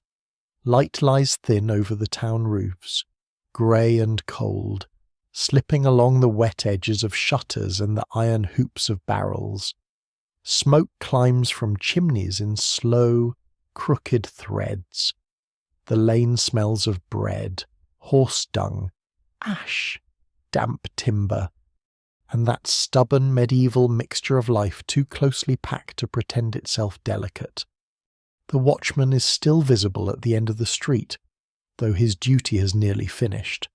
His lantern hangs at his side now, unnecessary, but not yet put away. He walks with the tired bend of a man who has spent the night listening for disaster and found, mercifully, only the usual amount of foolishness. He lifts 2 fingers when he sees you, not quite greeting, not quite farewell. Then he turns toward the gatehouse, where the iron keys will soon be busy again. You expect the town to burst into day, but it does not. It loosens slowly. A shutter opens. A woman tosses dirty water into the gutter with a warning that arrives only slightly before the splash. A boy in a wool cap drags a basket toward the market square, yawning so widely that he seems in danger of swallowing the morning. Somewhere, a baker's door opens, and the smell of fresh loaves rolls into the lane with such persuasive warmth that even the old dog abandons dignity and points his nose toward it like a compass. Yet before bread can claim you completely, the broad-shouldered traveller from the hall appears beside you, fastening his cloak. 3 cups will have fire, he says. You remember the crooked sign seen earlier from the watchman's rounds, the 2 innocent men under it, the woman upstairs threatening noisy death from her window. Is it open? He gives you a look of mild pity. It was never fully closed. This is how you find yourself drawn toward the alehouse after curfew, or just beyond it, in that soft loophole between forbidden night and respectable morning when everyone insists they are doing something necessary. The signboard hangs from a black beam, painted with 3 cups that may once have been bright red but now look like bruised apples. The door is half shut, which in this town seems to mean both no and yes, depending on who is asking and whether they bring coin. Inside, the air is thick enough to lean on. Smoke hangs low beneath the rafters, blurring the small flames of rushlights along the wall. The room is not large, but it contains an impressive quantity of breath, damp wool, stale ale, onion, ashes, and opinions. A fire burns in a clay-lined hearth, and before it stand several men and one woman, all holding cups with the solemnity of people engaged in important medicine. A cat sleeps on a barrel near the doorway, though the twitch of its ears suggests it is conducting surveillance. The old dog sees the cat, considers ancient rivalries, and chooses warmth instead. The alewife is a square woman with sleeves rolled to the elbow and a white linen cap tied tight under her chin. She looks as if she has spent many years hearing lies and pricing them accurately. Behind her are barrels, jugs, a hanging bunch of dried herbs, and a small tally board marked with notches. Ale is household work, business, nourishment, and danger all at once. Brewed weak for daily drinking, stronger for cheer, sold by measure, judged by quality, taxed when officials can manage it, and complained about whether good or bad. In some towns, ale tasters inspect it. In every town, drinkers inspect it louder. You receive a wooden cup of warm ale, sour but comforting, and a heel of bread softened near the fire. The broad-shouldered traveller settles on a bench with a satisfied sigh. The old dog sits beneath the table, gazing upward, with the weary hope of one who has learned that crumbs obey gravity eventually. This alehouse is not meant for shouting now. It murmurs. Men speak with their heads close together. A carter describes a broken axle beyond the north road. A peddler claims wolves came within sight of a shrine last week, though no one can quite agree whether he saw wolves, dogs, or 3 bushes moving in an unhelpful wind. A woman with a dark cloak says her cousin heard singing from an empty mill after midnight. The alewife snorts and says empty mills sing whenever the boards are loose. Then, after a pause, she crosses herself very quickly when she thinks no one is watching. This is the hour for rumours because the day has not yet hardened them into accusations. Travellers trade them like low-value coins. A noble household nearby has lost a silver spoon. A relic at a roadside chapel has begun to sweat, unless the roof leaks. A young apprentice swears he saw a lantern moving in the churchyard with no hand beneath it. A monk from the abbey, perhaps the same sleepy one who nearly folded during matins, has been seen buying extra ink, which someone interprets as proof of a coming legal dispute, a scandal, or unusually ambitious bookkeeping. Those who tell the tale never fully agree about the ghost of the 3 cups. According to one man, it is the spirit of a brewer who watered his ale and was punished by being forced to smell good ale forever without tasting it. According to the peddler, it is a woman who once waited here for a lover who never came. According to the alewife, who has the clearest financial interest in the matter, it is only the north shutter banging when the wind turns. Yet when the north shutter does bang a few moments later, every cup pauses halfway to every mouth. The broad-shouldered traveller leans close to you. They all say they don't believe, he whispers.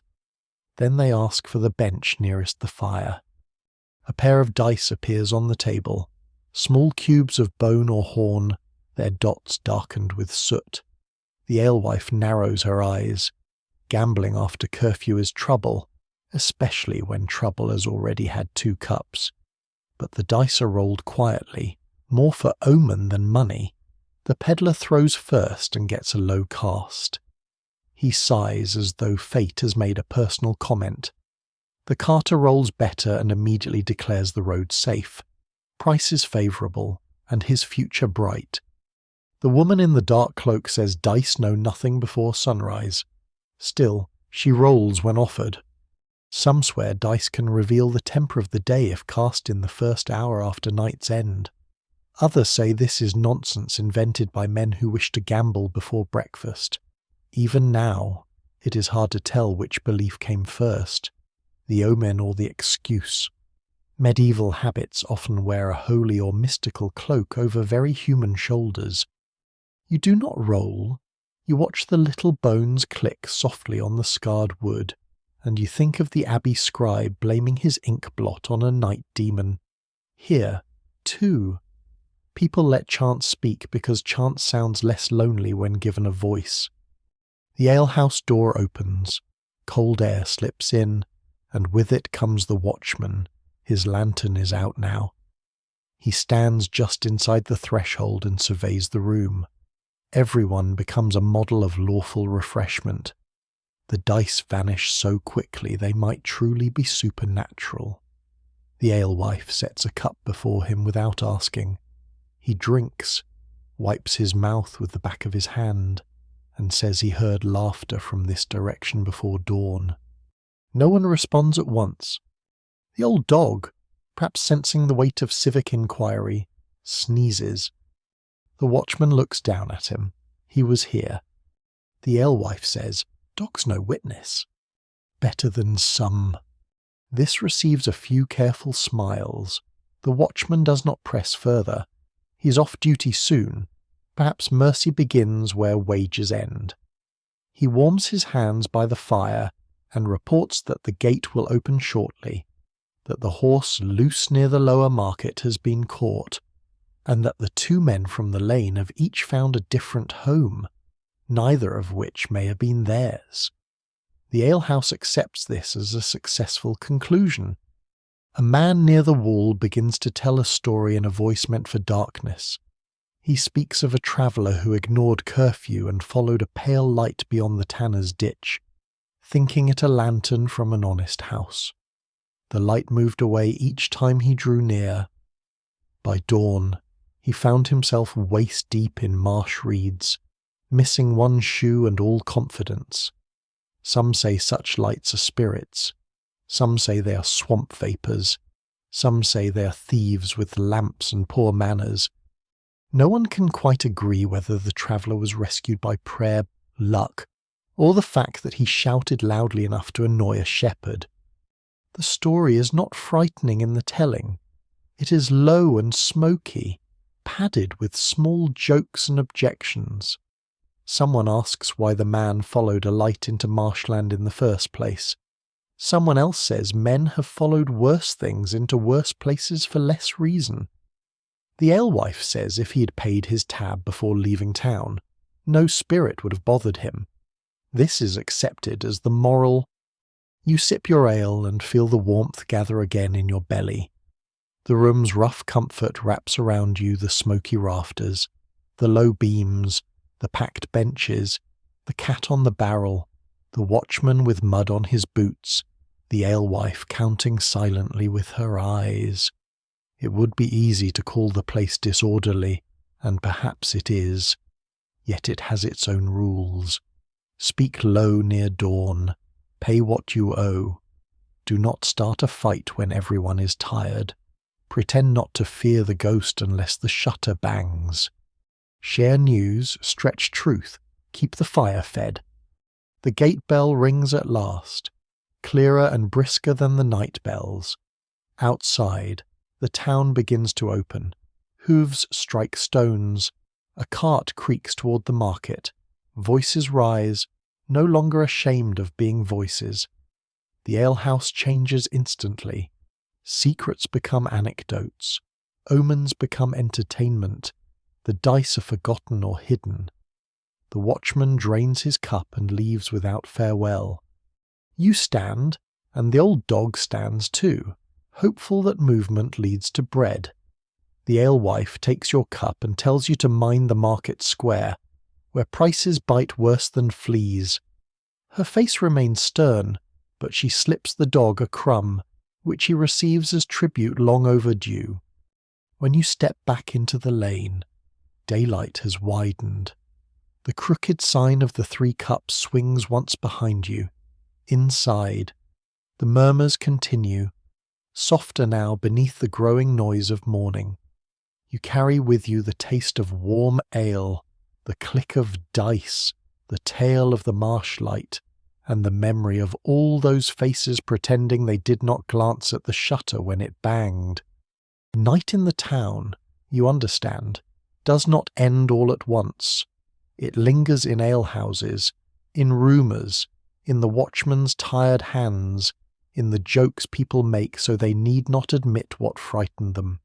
It thins like smoke, curling upward from cups and hearths, while the day takes over the streets with mud, bread tolls, and the old dog's steady footsteps beside your own. The lane outside the 3 Cups is no longer night, not truly, yet it still carries night's damp hem along the stones. Dawn has opened the town gate, but the sun remains hidden behind a low roofline and a veil of cloud. Everything appears in shades of pewter, brown, and old ash. The signboard behind you creaks once, then settles. The old dog steps ahead, pauses, looks back, and seems to ask whether you intend to continue through the world with any useful sense of direction. You do not. So you follow him. The market square lies farther down the slope of the town, but before you reach it, the waking streets reveal a truth the sleeping hall only hinted at. A town never belongs completely to sleep. Even in the darkest hours, work has been moving beneath the covers of silence. Now, as grey light gathers, the hidden trades of night show themselves in glimpses, like small animals emerging from hedges.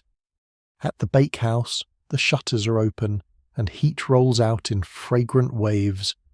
A boy with flour on his sleeves carries a board of loaves toward the stall front, each loaf round and brown, crusts split where steam has escaped.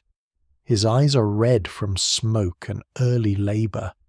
Inside, a baker with forearms pale with flour reaches deep into the oven with a long peel, turning loaves from darkness into bread. The fire was built while most of the hall still dreamed of geese, teeth, and bishops with antlers. Now everyone will come to buy breakfast and behave as if bread has arrived by divine politeness. The baker's wife stands at the doorway with a tally stick, marking debts and payments in notches. A woman argues that her household loaf last week was lighter than it should have been. The baker's wife replies that the woman's memory weighs more than the bread ever did. This seems to settle nothing, but it warms the morning.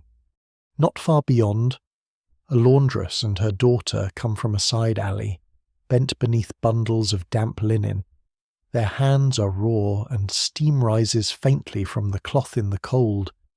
They have been up since before first light, heating water, stirring lye, pounding fabric, rinsing what can be rinsed and accepting what cannot. Clean linen is a mark of decency, but making it clean is a battle fought with ash, water, cold fingers, and patience. Some swear that linen washed under a waning moon will stay white longer. Others say this belief was invented by people who do not have to carry the buckets. Even now, it is hard to tell whether the moon helps the wash, but it certainly receives more credit than the laundress. You step aside as they pass. The daughter's eyes flick toward the herb bundle tucked in your cloak. Against fleas, she asks. And ill-wishing, you say, borrowing the pilgrim's confidence. She nods with grave approval. Best carry 2, then. There is no sting in it, only the dry arithmetic of a town where both fleas and ill-wishing are common enough to plan for. As you continue, the streets twist through pockets of work that daylight has not yet fully claimed. A healer's door stands open beneath a painted board showing a hand, an herb, and something that may be a leech or a very unhappy ribbon. Inside, shelves crowd the walls, holding pots, bundles of dried plants, linen strips, stoppered bottles, and little boxes labelled by memory rather than writing. A woman sits on a stool while the healer wraps her wrist with cloth soaked in vinegar and crushed comfrey. The air smells bitter, sour, and green. The healer is a narrow man with a trimmed beard, careful fingers, and a voice low enough for secrets. He tells the woman not to lift heavy pails for 3 days. She laughs at him, not unkindly, because heavy pails are not known to wait for medical advice. On a table nearby, 3 leeches curl in a shallow bowl. They look lazy, though perhaps they are simply contemplating professional duty. Leeches are used for swelling, fevers, bad humours, and ailments that seem improved by making the patient even less cheerful. No one can quite agree when they help and when they merely participate. The healer, however, keeps them like small dark arguments. He sees you looking and says, "Better than a barber with a rusty blade." This is probably true, though not the comfort he intends. A little farther on, under an arch between 2 houses, a servant girl kneels with a basket of rushes, sorting the fresher from the foul. She works quickly, choosing green stems for a better chamber, and tossing the rest into a heap meant for stable bedding or fire starting. Fresh rushes are not simply decoration. They soften cold floors, soak spills, hold scents of herbs, and conceal more than any honest person should ask them to. In grand houses, changing them may be ceremony. Here, it is just another task done by someone whose knees will remember it. Above her a shutter opens, and a man's head appears, hair wild from sleep. He asks whether the market bell is rung. The servant says no. He asks whether the baker has bread. She says yes. He closes the shutter, having received all the philosophy he needs. The old dog leads you toward the lower lanes, where the houses grow more crowded and work smells stronger. You pass the edge of the tanner's quarter and immediately understand why certain trades are pushed toward water, wind, and anyone else's neighbourhood. The stink rises heavy even in cold air hides, urine, bark, old flesh, wet pits, smoke, and labour. Men move there before full daylight, hauling skins and stirring vats with poles. Their aprons are stiff with use. Their faces show no surprise that respectable people avoid their street until they need shoes, belts, harness, buckets, scabbards, or every other leather thing that civilization pretends appears without odour. Some swear tanners have charms against sickness because they live among such strong fumes. Others insist the fumes are the sickness. Those who tell the tale never fully agree, but everyone agrees not to breathe too deeply while debating it. Near a narrow bridge over the town ditch, a woman in a dark cloak waits with a covered basket. She looks neither furtive nor open, but something between, the way people look when their business belongs to the margins of the day. A young man hurries to meet her, glancing behind him. She hands him a little packet tied in blue thread. He presses a coin into her palm. They speak briefly. Then he goes one way, she the other. The broad-shouldered traveller, who has somehow caught up with you again and now walks chewing a crust, notices your glance. Love charm, he says. Or medicine. He shrugs. Often depends whether it works. The packet may be herbs for sleep, a charm for affection, a prayer against fever, a token from a cunning woman beyond the wall, or merely dried mint sold with an excellent story. Towns run on public trades, but also on private exchanges, remedies at dawn, charms at side doors, advice whispered where priests, husbands, masters, and mothers-in-law are not listening. Some swear a sprig of vervain gathered at the right hour can soften a stubborn heart. Others swear stubborn hearts are better treated by inheritance, ale, or absence. Even now, it is hard to tell which cure has the better record.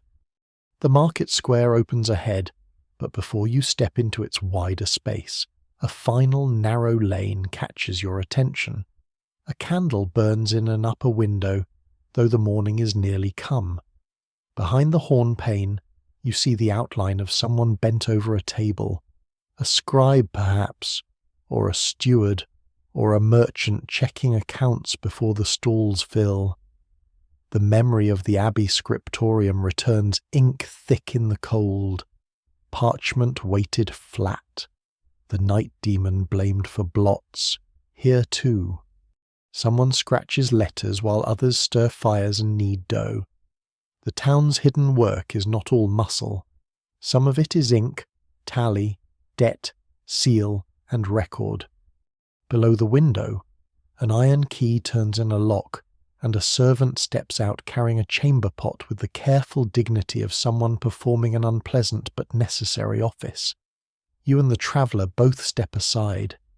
The old dog, wiser than either of you, has already moved well away. It is a humble reminder that night produces many things needing disposal. At last you reach the edge of the square. Merchants are beginning to arrive through the opened gate carts loaded with baskets, wool bundles, eggs packed in straw, onions in nets, smoked fish wrapped in cloth, and a cage of chickens deeply displeased with commerce. A toll collector stands ready beneath a small wooden awning, stylus in hand, looking too awake for a man who makes others pay to enter mud. The sky brightens another shade.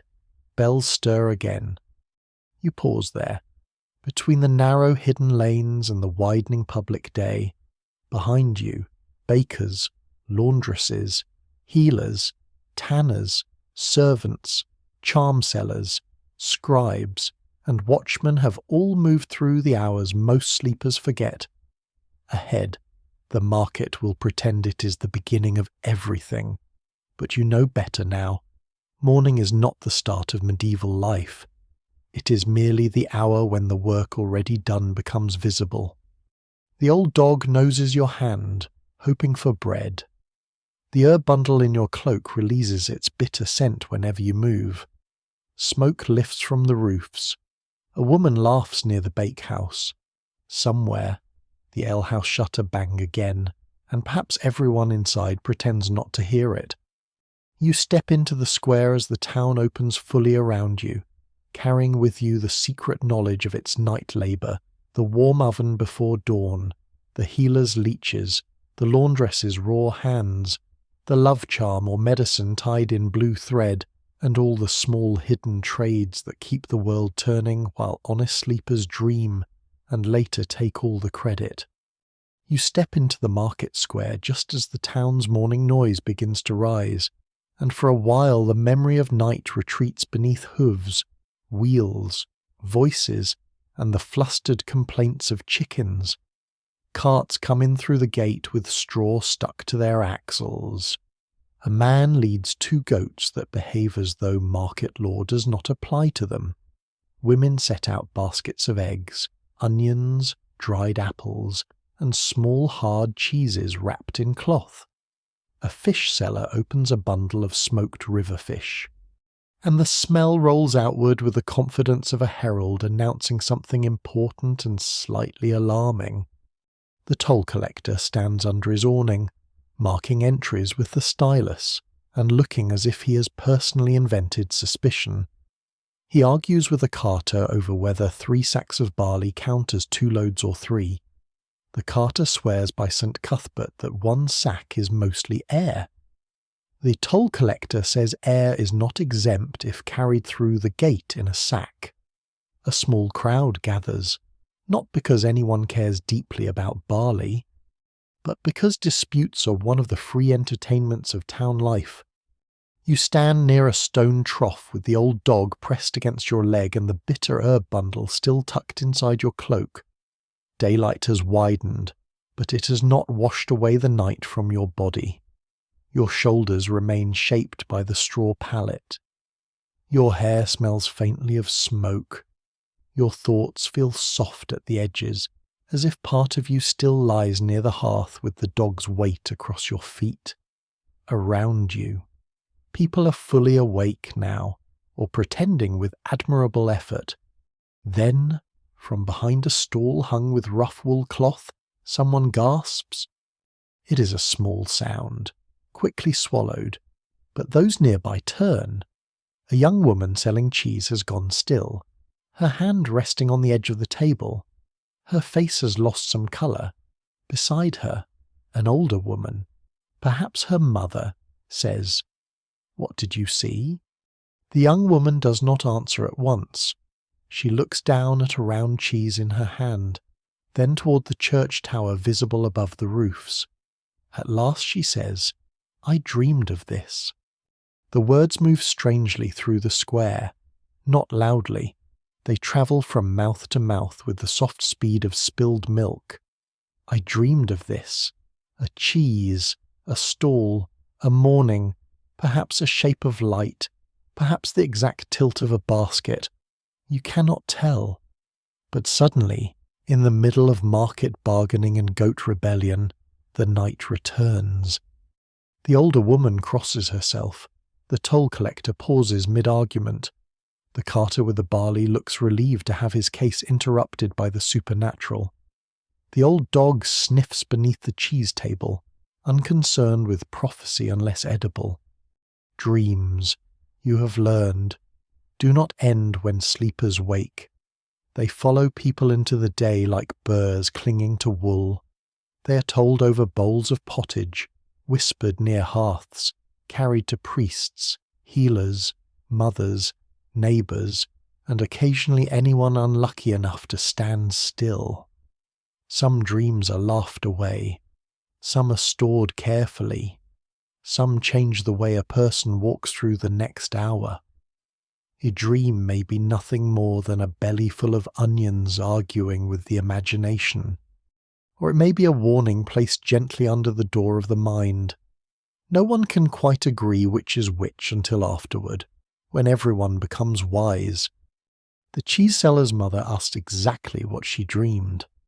A white round thing split in two, the young woman says, and a black bird crying. The cheese in her hand is indeed pale and round, but it has not split. A crow lands on the roof above the stall and gives a harsh call, as if eager to damage everyone's calm. The older woman hisses at it. The crow, unmoved by theology, hops along the ridge. A man nearby says a black bird means news from far away. Another says it means rain. A third, who seems pleased with himself, says it means someone has left grain uncovered.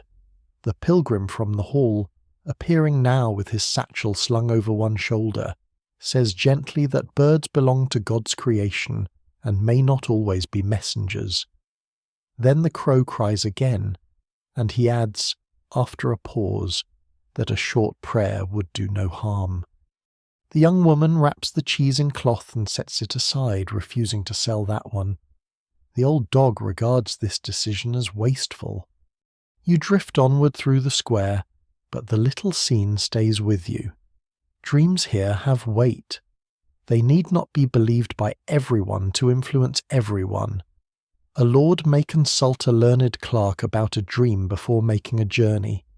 A mother may keep a child indoors after dreaming of water. A merchant may delay a bargain if he wakes from a vision of broken scales. Some swear that dreams dreamed just before dawn are truest, because the soul has wandered far and returns carrying news. Others say dawn dreams are merely easier to remember. Even now, it is hard to tell whether memory makes them powerful or power makes them memorable. Near the church steps, a small group has gathered around a woman who interprets dreams for a coin or a favour. She's not young, not old, with a hood pulled low and a string of beads at her wrist. She might be a widow, a healer's sister, a former servant, or simply someone with a talent for listening and answering in phrases broad enough to fit several futures. Before her stands a man with a worried jaw, explaining that he dreamed his house door would not close. That may mean guests, she says. His face tightens. Or debts. His face tightens more. Or that the hinge wants mending. This last possibility seems to wound him most, perhaps because it is immediately actionable. She tells another woman that dreaming of clear water may mean healing, unless the water runs away, in which case it may mean loss. She tells a boy that dreaming of losing his cap means he should mind his temper, his coin purse, and possibly his cap. These interpretations may not satisfy a philosopher, but they leave each dreamer with something to do, and that appears to be the point. Medieval uncertainty is easier to bear when tied to a task. Mend the hinge, say the prayer, avoid the bridge, light the candle, watch the child, pay the debt, wear the charm. You remember the man in the hall who dreamed his teeth fell into his hands. At the time, the room filled with meanings, death, lies, a clenched jaw. In daylight, amid bells and bartering, the dream feels less eerie, but no less alive. Perhaps by now he has chosen whichever interpretation troubles him least, or most. People often do. The broad-shouldered traveller joins you near the churchyard wall, carrying a fresh loaf under one arm and a look of guarded satisfaction. He tears off a piece and offers it to you. The crust is still warm from the bakehouse, crisp outside, soft within, and after the night's sour ale and pottage, it tastes almost golden. My mother said dreams go stale if told after noon, he says. Do they? He shrugs. She said many things. Some were true, some kept us busy. He tells you of a dream charm from his village if a person wakes frightened by a nightmare. They may turn their pillow, spit lightly to the left, and say a short prayer before speaking to anyone. In another place, he heard, people place a knife beneath the mattress to cut bad dreams before they reach the sleeper. The pilgrim says this sounds unwise if the mattress is thin. The traveller agrees, adding that several customs might improve if tested first by the people recommending them. A bell sounds from the church, and a priest comes down the steps with his hands tucked into his sleeves. He is round-faced, sleepy-eyed, and more practical than severe. People part for him with the respectful caution given to clergy, millstones, and carts reversing in mud. The cheese seller's mother approaches him at once, explaining the dream of the split white thing and black bird. He listens, nods, and advises a prayer, an offering of a small candle if she can spare it, and also that the cheese not be wasted. The old dog, hearing official support for cheese consumption, perks up. The priest sees him and says, "Not to the dog." The dog looks away, as if uninterested in corrupt institutions.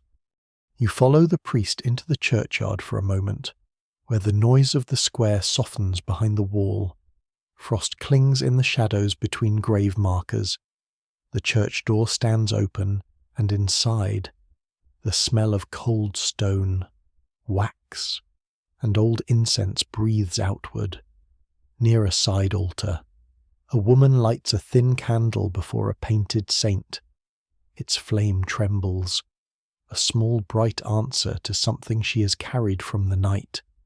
Perhaps a dream, perhaps a fear, perhaps both.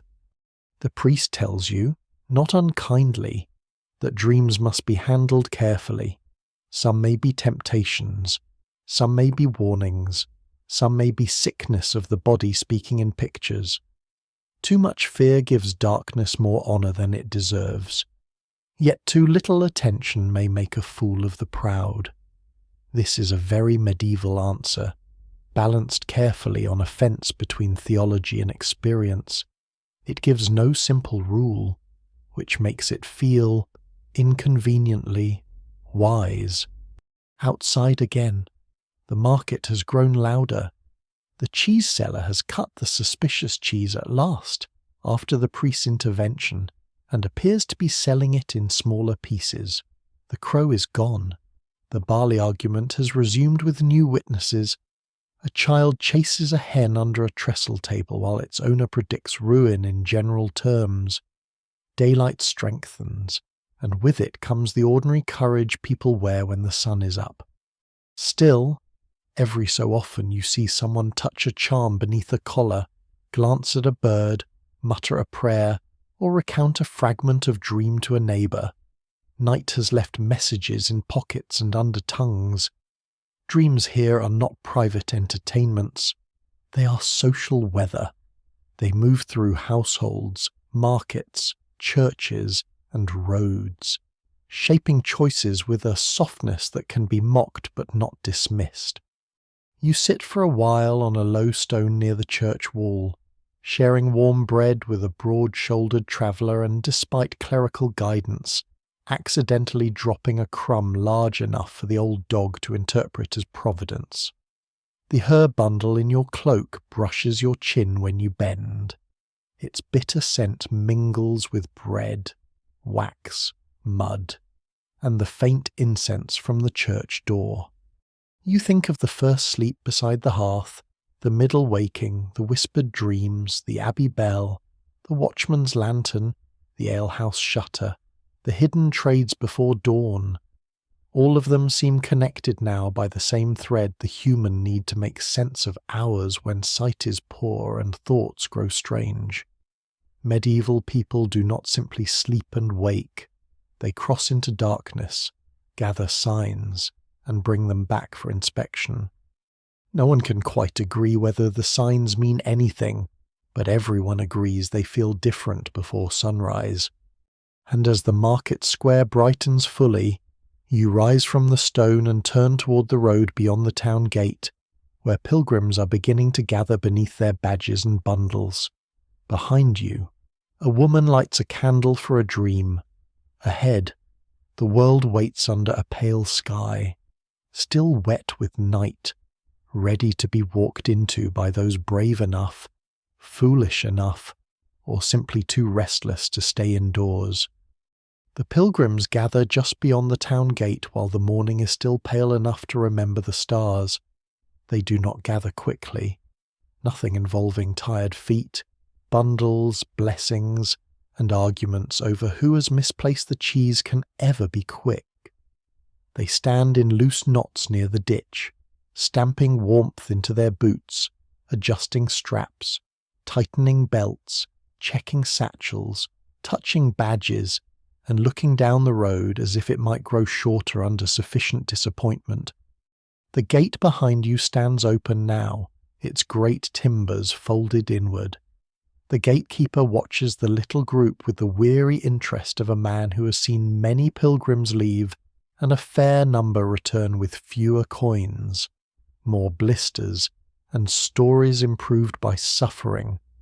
His iron keys hang from his belt, catching the first grey light. Near his feet, the old dog sits as though deciding whether pilgrimage offers any reliable meals. His conclusion seems uncertain but hopeful. The broad-shouldered traveller has chosen the road as well, at least for part of the way.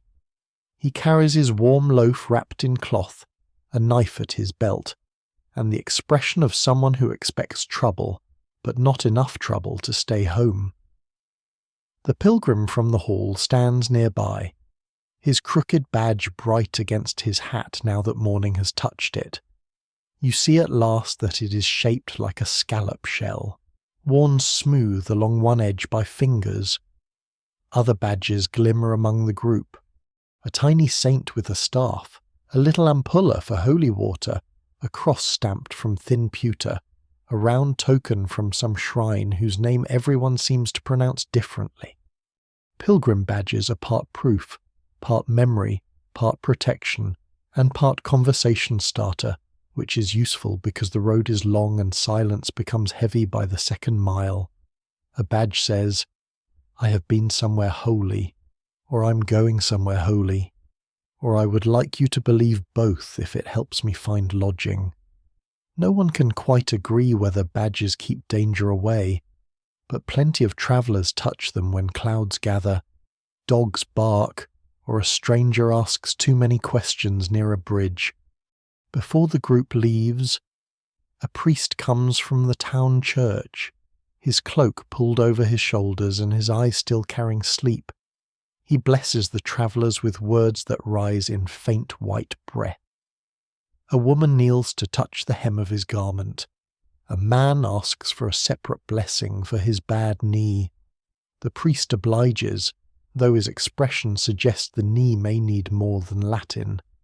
He reminds everyone to avoid quarrels, pay fair tolls, keep company on lonely stretches, and say prayers at roadside crosses. These are not merely spiritual instructions. They are also sensible travel advice dressed in holy clothing, which may be the best kind. You step onto the road with the others as the town slips behind you.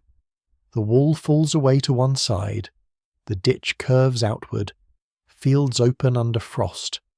The road is not a single clean line, but a churned band of mud, stones, wheel ruts, hoof marks, puddles with skins of ice, and occasional patches of old straw laid down where the ground has tried to become a pond. Hedgerows border the way, their bare branches tangled with last year's leaves. Beyond them, strips of winter field lie quiet, and small birds hop among the stubble as if inspecting the harvest forgot. The first stretch is gentle because everyone is still full of resolve. Pilgrims talk. One elderly man tells you he walks to give thanks for surviving a fever that everyone expected to carry him off before Candlemas. A woman in a patched blue cloak travels to ask help for her daughter's marriage. Another man, who has the bright eyes of a story-gatherer, says he goes because he dreamed 3 nights in a row of a saint pointing east with a spoon. No one challenges the spoon. Dreams have brought people farther for less. Some swear that a journey begun after a true dream is watched over more closely. Others say the dream matters less than the walking, because sore feet make all pilgrims honest eventually. Even now, it is hard to tell whether faith pulls the body forward or the body, once moving, gives faith something to hold. On the road, the difference seems thin. Everyone walks. The old dog follows. At first this causes amusement, then debate, then acceptance. He trots beside you, occasionally darting ahead to sniff a tuft of grass or investigate the base of a milestone. The broad-shouldered traveller says the dog may have taken a vow. The pilgrim says animals sometimes sense holy roads. The gatekeeper, now distant behind you, shouts that the dog belongs to no one and everyone, which is not helpful but sounds official. The dog ignores all interpretations and finds something unpleasant in the ditch to smell with deep devotion. The road passes a small wayside shrine before the first rise. It stands beneath a hawthorn tree, a little wooden shelter with a painted figure inside, weathered by rain and candle smoke. Around it hang scraps of cloth, a few bent pins, a string of beads, and a small crutch left by someone who either healed, upgraded, or lost patience with carrying it. The pilgrims slow. Some cross themselves. One lays a pebble at the base. Another leaves a thread pulled from her sleeve. The man with the bad knee touches the crutch, then his own leg, bargaining silently with the invisible. No one can quite agree whether one should leave something at every shrine or only those known to be effective. This question produces more discussion than you expect. The story-gatherer insists a shrine near his cousin's village cured a cow of swelling. The blue-cloaked woman says cows often improve when people stop feeding them foolishly. The pilgrim from the hall says devotion should not be weighed like cheese. The broad-shouldered traveller says cheese, at least, gives clearer results. You leave a small crust from your pouch, partly as offering, partly because the old dog has been staring at it with religious intensity. This creates a moral difficulty. The dog watches the crust placed at the shrine, looks at you, looks at the saint, then sits. He appears to understand property law when backed by heaven, for now. The road climbs slowly. Behind you, the town shrinks into walls, roofs, smoke, and the faint tower that rang through the night. Ahead, the land opens wider. A cart track turns off toward a manor farm, where men are already moving near barns, carrying tools, leading oxen and checking hurdles. In one yard, a woman scatters grain for hens while a child chases one that has misunderstood both breakfast and authority. A manor court may meet later in the week, one pilgrim says, because a tenant has been accused of moving boundary stones by moonlight. No one knows whether he did. Those who tell the tale never fully agree whether boundary stones move because men are dishonest, fields are confusing, or the devil has an interest in agriculture. Still, the court will ask, fine, record, and move on. You pass beneath bare branches where frost melts into cold drops. The sun has still not shown itself, but the sky grows lighter, the kind of soft grey that makes every sound seem near. Boots suck at mud, staffs tap, badges click faintly against buckles. Wool cloaks brush hedges. Someone begins a low hymn, not with enthusiasm exactly, but with a steady rhythm that helps the walking. A few voices join. The tune is simple, and after several repetitions, it seems less sung than breathed. Walking before dawn has its own reason. The day's miles must be claimed early, before roads fill with carts, before weather turns, before bodies lose courage. In summer, pilgrims may walk to avoid heat. In winter, they walk because daylight is poor and lodging uncertain. A person who reaches a guest house after dark may find the beds full, the door barred, or the ale gone, which is a form of hardship seldom mentioned in heroic tales. A thin mist lies in the low ground ahead. The road dips toward it, passing a pond edged with reeds. As you enter the mist, sounds become muffled. The group draws closer without anyone saying so. Mist has a way of making companions more valuable. The old dog stays near your boot now, his earlier independence softened by poor visibility. From somewhere to the left comes a splash. A duck, perhaps, a fish, a marsh spirit with poor timing. The story-gatherer looks delighted by the possibility. He tells of travellers who follow lights over bogs, of bells heard beneath water, of drowned villages that ring at midnight if the year is unlucky. The broad-shouldered traveller asks whether any of these tales include dry socks. They do not. This weakens their appeal, but not their survival. Some pilgrims carry charms for the road. One woman has a strip of parchment sewn into her hem, marked with holy words by a clerk who may or may not have spelled them correctly. The bad-kneed man keeps a hazel twig cut before sunrise, good against storms if carried upright, though he admits it has been wrong before. The pilgrim with the scallop badge wears a little pouch of salt, because salt is pure, useful, and discouraging to several forms of mischief. You carry the bitter herb bundle from the hall, which now smells faintly of smoke, lavender, and old womanly confidence. When the mist begins to thin, the road reaches another shrine, this one only a stone cross leaning at an angle beside a field. Its face has been worn nearly blank by weather. At the base, someone has placed a broken horseshoe, a clay cup, and 3 feathers tied with thread. The blue-cloaked woman touches the cross and whispers her daughter's name. The elderly man who survived fever kneels with difficulty, then must be helped upright by 2 others. He laughs softly at himself and says saints should make kneeling easier for old bones. The priest back in town might frown at the joke. The saint, being stone, endures it. Here the group rests briefly. You sit on a low bank, damp seeping through your cloak almost at once, because medieval seating is often a test of optimism. Bread is shared. A little cheese emerges from someone's pouch. The broad-shouldered traveller cuts pieces with his knife, and this time the old dog receives one openly, perhaps because everyone agrees he has walked far enough to count as a pilgrim, or at least as a persuasive beggar. As you eat, The first true sunlight breaks through the cloud behind you, weak but gold. It touches the road, the badges, the frost on the hedges, the leaning cross, the steam of breath rising from tired mouths. For a moment, the world looks gentler than it is.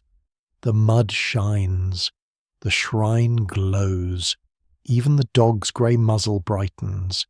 You feel the night behind you but not gone its bells. Dreams, watches, ale, and hidden labours have simply stretched into morning, becoming footsteps. You stand again with the others.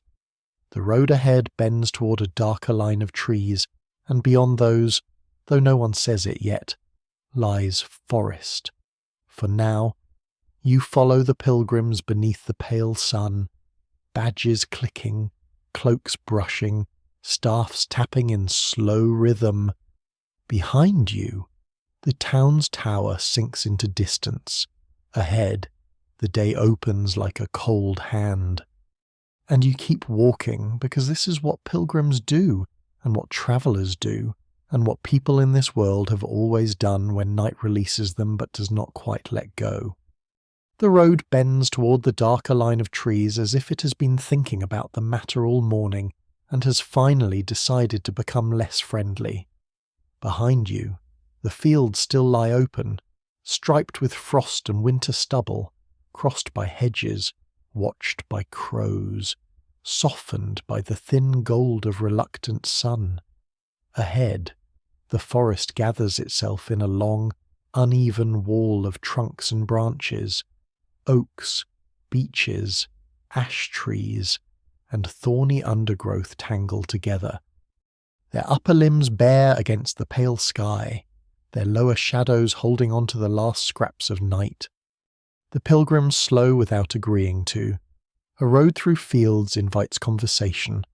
A road into trees asks for listening. You notice it first in the way the hymn fades. One voice drops out, then another, then the tune becomes humming, then breath, then nothing but boots in mud and the tap of staffs. The old dog trots closer to your side. His ears lift. The broad-shouldered traveller shifts the loaf bundle higher under his arm and checks, casually but not too casually, that his knife still hangs where it should. The pilgrim with the scallop badge touches the pewter shell at his hat brim, then makes the sign of the cross with fingers stiff from cold. No one can quite agree whether forests are more dangerous by night or simply better at reminding people what danger feels like. In daylight, a forest offers timber, nuts, berries, herbs, pannage for pigs, charcoal, game, honey, and shelter from wind. In darkness, or near darkness, it becomes another country entirely. Sounds lose their owners, paths fork without permission, roots catch feet, branches knock against one another like bones in a chapel chest. Every hollow seems deep enough to hide a wolf, a thief, a hermit, a saint, or a tax collector, though most travellers would rather meet the wolf. The first trees close around the road. At once the air changes. It smells of wet bark, leaf mould, moss, cold earth, and something green sleeping under frost. The open wind falls away, replaced by small drips from branches overhead. The mud beneath your boots becomes darker, churned by hooves and wheels, packed with old leaves that cling to soles. Here and there, water has gathered in ruts, reflecting broken pieces of sky. The road is still a road, but less confident now, winding between trunks whose roots rise like knuckles through the soil. The story-gatherer walks near you, his face alight with the particular joy of a man entering a place full of material. He points to a bent tree with a split trunk and says it is exactly the sort of tree beneath which travellers in tales meet women in white, black hounds, headless riders, or old men who offer impossible bargains. The blue-cloaked woman tells him that if he summons any of these by talking, she will personally feed him to them. He accepts the warning as encouragement. A little farther in, the group passes a low mound beside the road, covered with ivy and winter bracken. A crooked wooden cross stands at its head, the carving nearly worn away. Someone has tied a strip of cloth to the crossbar. The pilgrims grow quieter still. It may be the grave of a traveller who died on the road, or a marker for someone killed by robbers, or simply a boundary sign given a story because people prefer the dead to have names even when names are gone. Those who tell the tale never fully agree who lies there. One says it was a merchant carrying silver, another says a woman returning from a shrine. The broad-shouldered traveller says every roadside grave becomes a merchant with silver sooner or later, because plain fever does not make a satisfying warning. The pilgrim kneels briefly and says a prayer anyway. It costs little and may matter much. You bow your head too. Listening to the drip of water from twigs and the soft rustle of the old dog nosing the leaves nearby. The road climbs, then narrows. Branches lean overhead, knitting together so that the morning light arrives in torn pieces. Somewhere deeper in the wood, a bird calls once, sharp and lonely. The dog freezes. Everyone else freezes because the dog has frozen, and dogs are widely believed to know things humans only learn later and regret. The call comes again. A jay bursts from a branch in a flash of blue and grey, scolding the entire pilgrimage for trespass. The group exhales as one. The apprentice-like young man among the pilgrims mutters that he was not afraid of a bird. The blue-cloaked woman tells him the bird was afraid of his courage and fled. You walk on. The old man who survived fever carries a charm made from rowan twigs tied with red thread. He says his granddaughter made it for him before he left, telling him rowan keeps away witchcraft and the evil eye. He does not know if she learned this from her mother, a neighbour, or a goose, but he wears it because love tied it together. Even now, it is hard to tell whether the charm protects him from unseen harm or from the colder thought that he walks far from home. Either way, his fingers return to it whenever the trees thicken. Another pilgrim carries a candle stub blessed at Candlemas, wrapped in linen to keep it dry. Such candles may be lit in storms, during sickness, or when fear presses close. Fire, in small holy form, becomes a portable sunrise. The pilgrim says his aunt once lit one when wolves came near their sheepfold, and by morning the wolves were gone. The broad-shouldered traveller asks whether the wolves perhaps had other plans already. The pilgrim says perhaps, but he would rather have the candle than the argument. The forest road dips suddenly into a hollow where fog still waits in a pale band close to the ground. Your boots sink into cold mud. The old dog's paws make soft sucking sounds. The trees here grow closer, and the undergrowth thickens with holly, bramble, and hazel. Somewhere to your right, there is a snap of wood. This time it is not a jay. The group stops. The broad-shouldered traveller lifts his hand. The story-gatherer finally has the good sense to shut his mouth. Another snap follows, then a rustle, then a low grunt. For several breaths, every tale ever told beside a hearth stands up inside your mind. Wolves, boar, outlaws, a horned devil taking inventory. Your fingers close around the bitter herb bundle in your cloak, which is not designed as a weapon but has become emotionally important. Then 3 pigs emerge from the undergrowth. They are not charming little pink creatures from a lord's painted margin. They are rough, dark, bristled animals with long snouts, clever eyes, and the confident manners of small bandits. Behind them comes a boy with a stick, red-faced from running, whispering curses too inventive for his age. He sees the pilgrims and bows awkwardly, then chases the pigs back toward the trees, One pig pauses to stare at the old dog. The old dog stares back. Neither is impressed. The release of fear turns into laughter, low and relieved. Medieval forests, you understand, do not need monsters when livestock can provide sufficient drama. Still, the boy's appearance reminds everyone that woodland is not empty.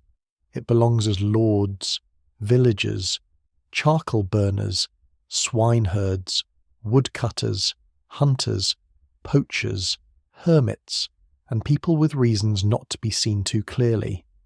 Rites here are complicated. A peasant may gather fallen wood but not cut living branches. Pigs may feed on acorns if payment is made. Deer may belong to the Lord even when they are busy eating someone else's hopes. A rabbit caught without permission may cost more trouble than it seems worth, which is why it continues to be caught without permission. Near midday, though the sun remains weak, the group stops in a small clearing where an old oak spreads its limbs wide above a patch of less sodden ground. The pilgrims rest on logs and stones. Bread, cheese, dried apples, and onions appear from pouches. Someone shares a little salt. Someone else has a strip of smoked fish wrapped in cloth, and the smell immediately improves the old dog's devotion. You sit with your back against the oak, feeling its bark rough through your cloak, and eat slowly while the forest breathes around you. The story gatherer, restored by food, speaks of lantern lights seen among trees after sunset. Some say they are carried by thieves to draw travellers from the road. Some say they are souls of the unburied. Some say they are marsh flames, if the ground is wet. The pilgrim says one must not follow strange lights. The broad-shouldered traveller says one must not follow strange anything unless it owes you money. This is accepted as practical wisdom. A woman from the group takes out a small packet of dried berries and offers them around, saying they are good against chills. They're bitter enough to make your face reconsider its shape. She calls them medicine. The old man calls them punishment. She says many medicines are punishment with better intentions. You cannot dispute this. Before moving on, the pilgrims visit a tiny woodland shrine tucked into the hollow of a tree. It is easy to miss a little carved figure of the Virgin, faded blue cloak barely visible, protected by a roof of bark and 2 stones. Someone has placed acorns at her feet. Someone else has left a scrap of wool. The blue-cloaked woman touches the carving and whispers for safe passage. The forest seems to listen, though perhaps forests always seem to listen because they are so full of leaves waiting to move. You leave the clearing, and the road darkens again. Clouds gather. The wind rises above the branches but does not reach the ground except in shivers. A distant howl threads through the wood. This time no one laughs. It comes again, faint but real. Wolf, perhaps. Dog, perhaps. Echo, perhaps. No one can quite agree, and no one wishes to step off the road to settle the question. The pilgrims draw closer. Staffs are held tighter. The old dog's ears lift, but he does not bark. He walks with his head low, serious now, as though remembering an older agreement between his kind and the dark. The pilgrim begins a prayer under his breath. Others join, not loudly, not theatrically, but in the steady way people speak when words help feet keep moving. The road rises out of the hollow. More light appears ahead between the trees. You do not run. Running belongs to panic, and panic wastes breath. You walk, slowly, carefully, with mud sucking at your boots and branches dripping on your hood, while the forest holds its sounds close. At last the trees begin to thin. The road widens. A slope opens before you, leading down toward fields and far beyond, the faint suggestion of a tower or keep on higher ground. The pilgrims do not cheer, but their shoulders loosen. Conversation returns in small pieces. Someone says it was only a dog. Someone else says a wolf sounds different. The broad-shouldered traveller says he has met men who howl worse after ale. The blue-cloaked woman says he should know. The old dog shakes himself, sending drops from his fur, then trots ahead as if he personally guided everyone through peril and expects recognition. When you step fully out of the forest, the light feels broader than before. The open fields seem almost generous. Behind you, the trees stand dark and tangled, neither wholly threatening nor wholly harmless. They are simply themselves shelter, danger, livelihood, legend, and shadow, all woven together, like the night. The forest has not been conquered by prayers or charms or jokes. It has merely allowed you through. You carry its damp smell in your cloak, along with the bitter herbs, the memory of a roadside grave, the rowan charm tied by a granddaughter, the blessed candle stub, the pigs bursting from bracken, and that distant howl no one can quite name. Ahead, the road bends toward the keep by torchlight you have not yet reached, and the afternoon lowers itself slowly across the fields. The road leaves the forest reluctantly, as if the trees have not finished with you but have agreed, for now, to let the fields make their own claims. Behind you, branches close over the track again, swallowing the last of the woodland shrine, the muddy hollow, the roadside grave, and the uncertain howl that none of the pilgrims has managed to explain in a way pleasing to everyone. Ahead, the land rises in slow folds toward a ridge where a keep watches the countryside with square shoulders and narrow eyes. At first it is only a shape against the afternoon sky, a tower, dark and blunt.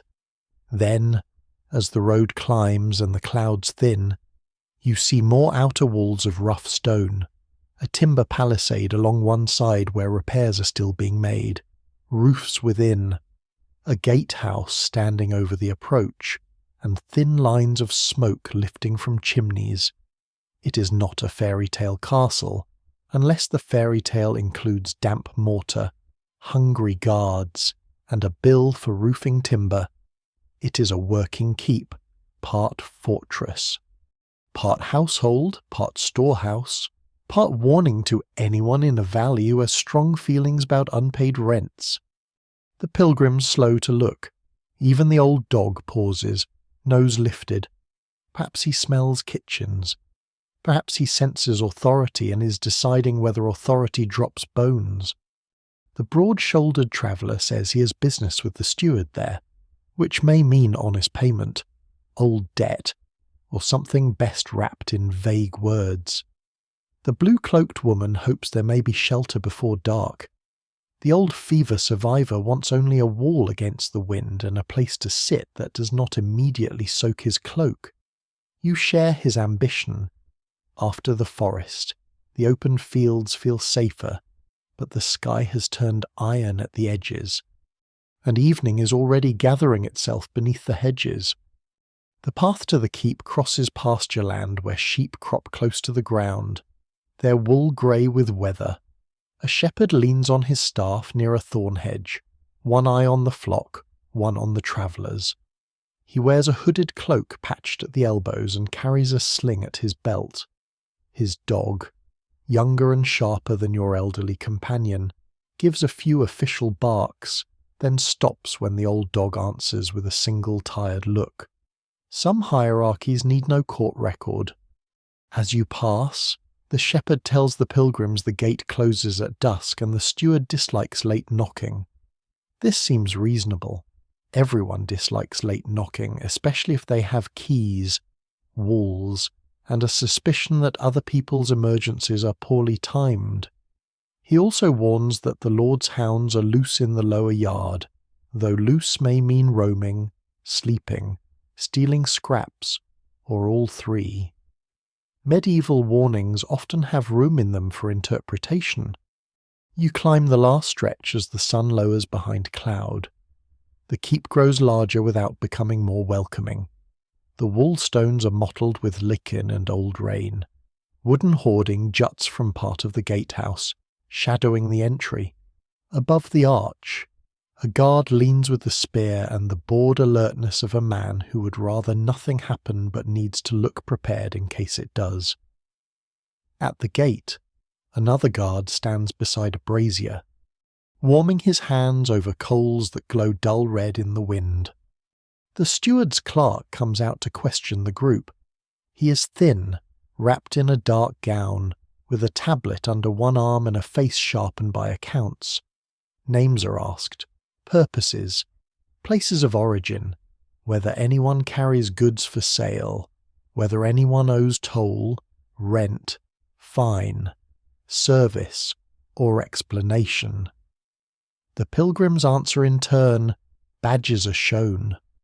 The broad-shouldered traveller gives his name quietly and receives a longer look. You give what answer seems safest, traveller passing through. Seeking shelter. The clerk writes something with a stylus on wax. You hope it is not poetry.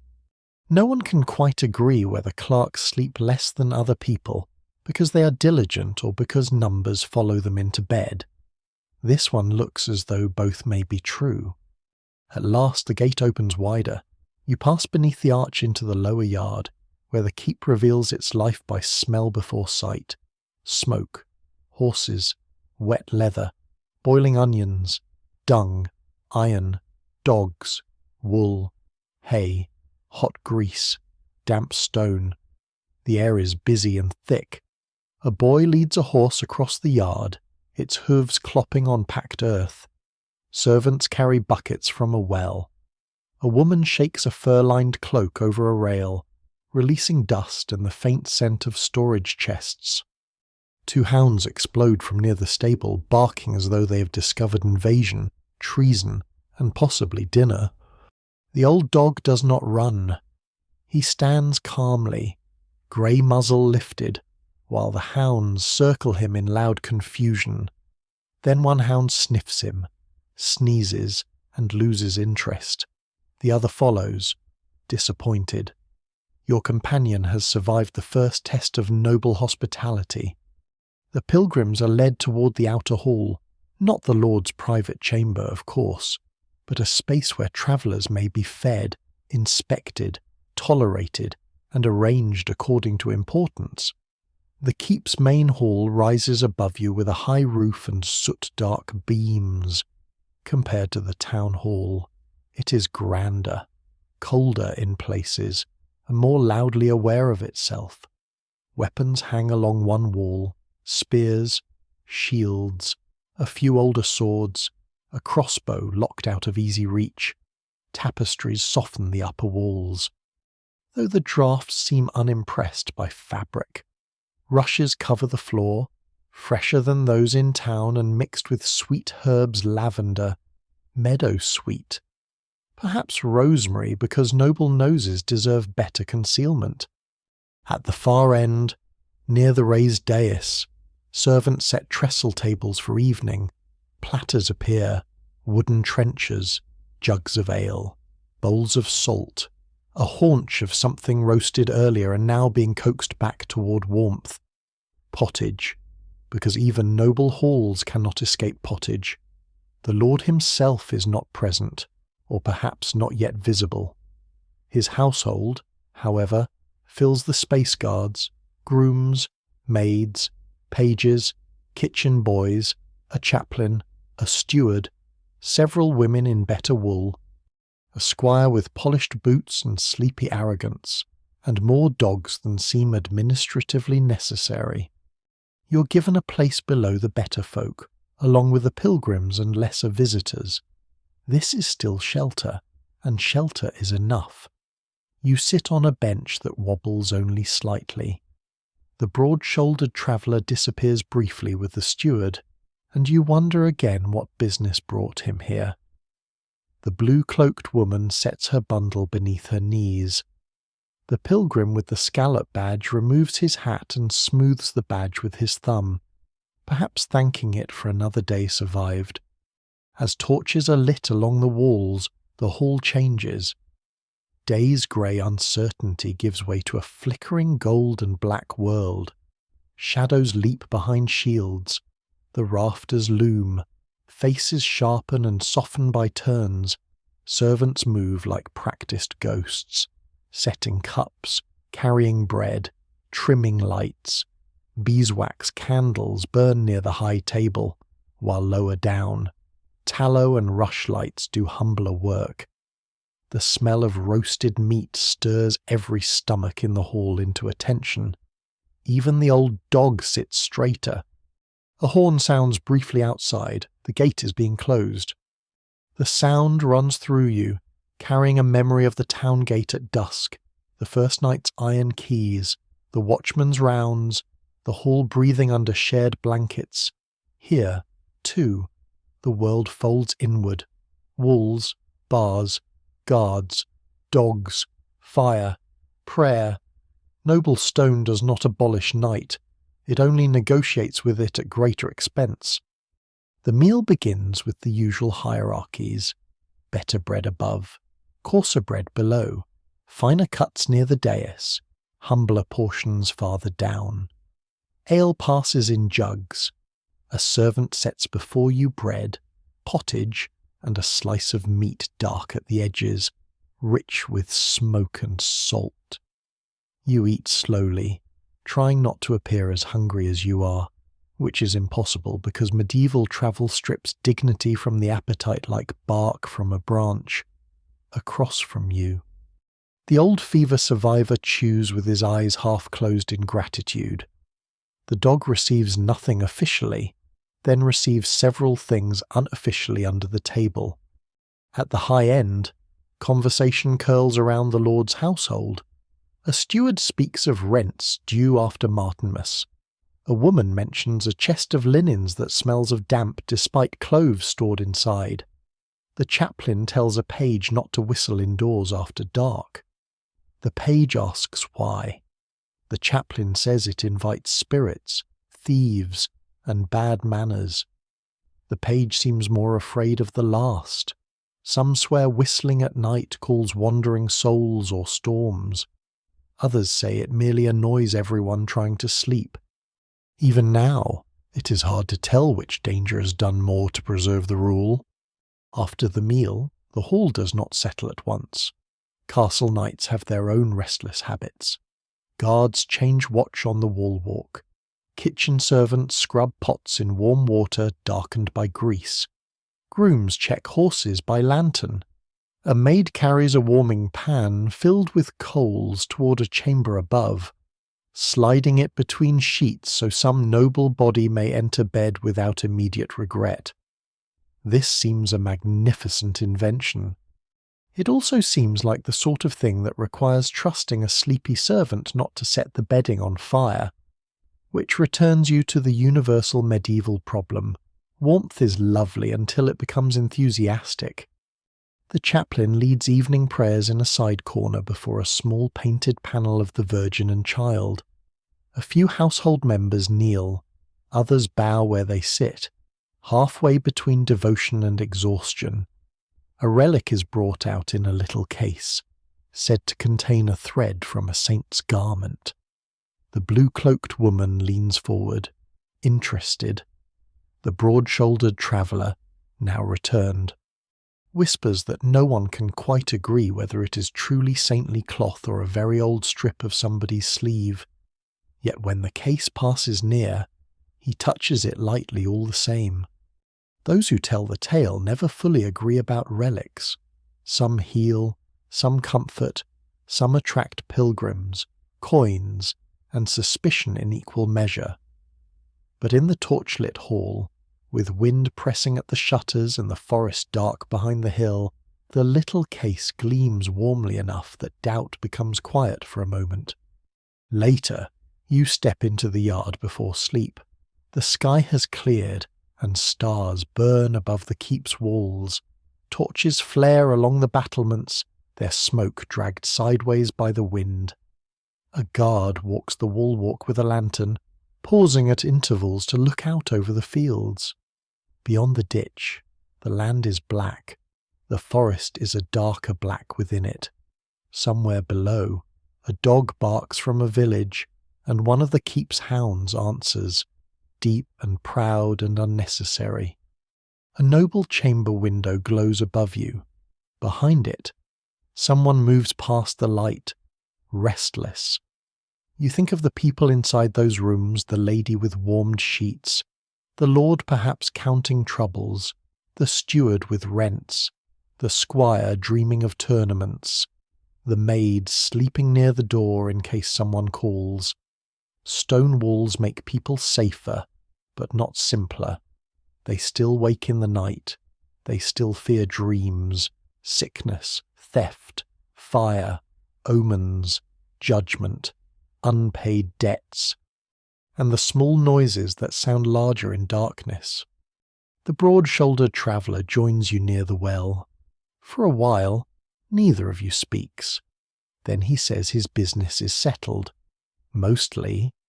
That word mostly stands between you like a closed gate. You do not ask further. Medieval companionship often respects the mercy of not knowing everything. A guard above calls the hour. The sound drops into the yard, echoes against stone, and fades. It is like the town watchman's call, but harder, more formal, wearing armour. You look up and see his lantern crossing the wall. Another keeper of night. Another circle walked against uncertainty. At last you return to the hall, where bedding is being laid for travellers below the high end. Straw pallets, wool blankets, a place near the wall but not too near the door. Better than the road, better than the forest. Not better than a feather bed with a warming pan. But your ambitions have become realistic. The old dog turns 3 times on a patch of rushes beside you, and collapses with a sigh worthy of a monastery bell.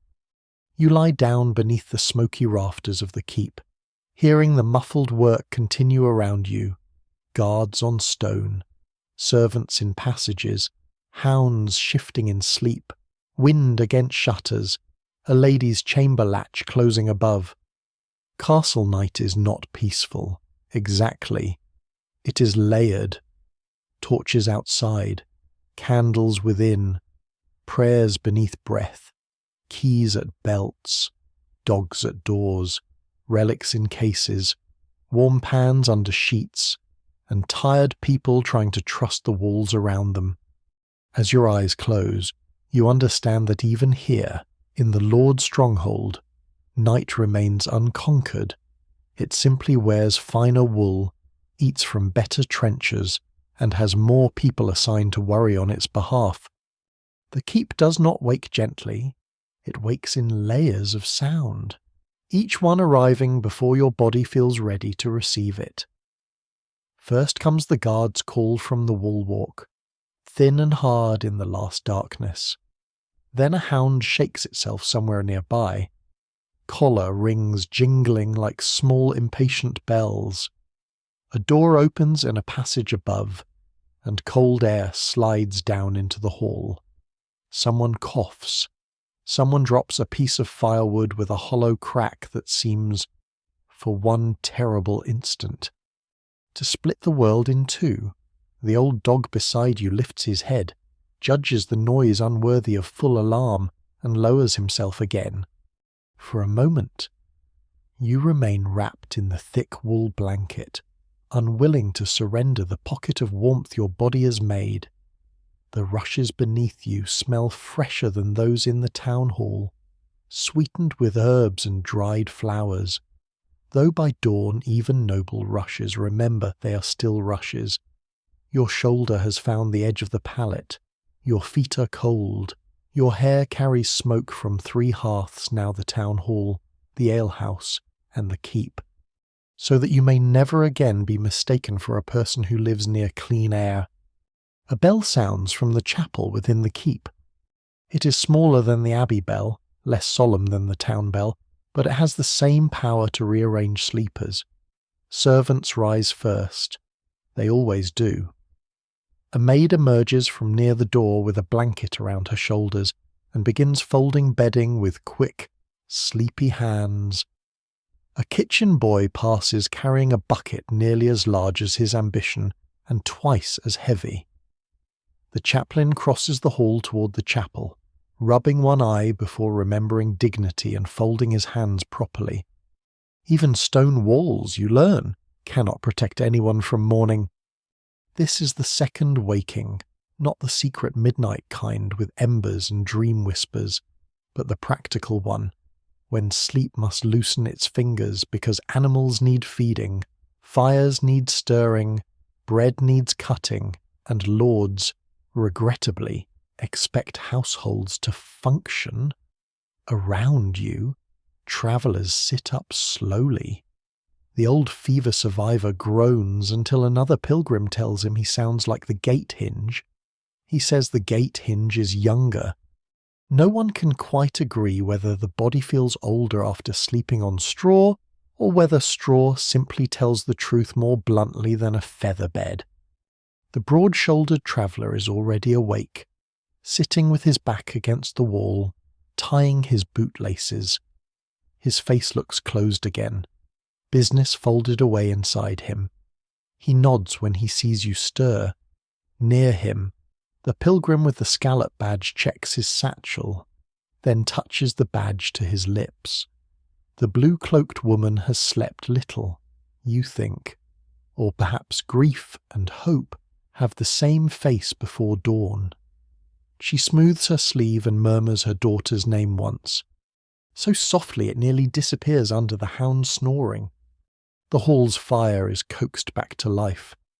A servant kneels at the hearth, pushing ash aside to find the red heart beneath. She lays kindling with care, then bends to blow. The embers glow, dim and stubborn. Smoke rises first, then a thin flame, then another.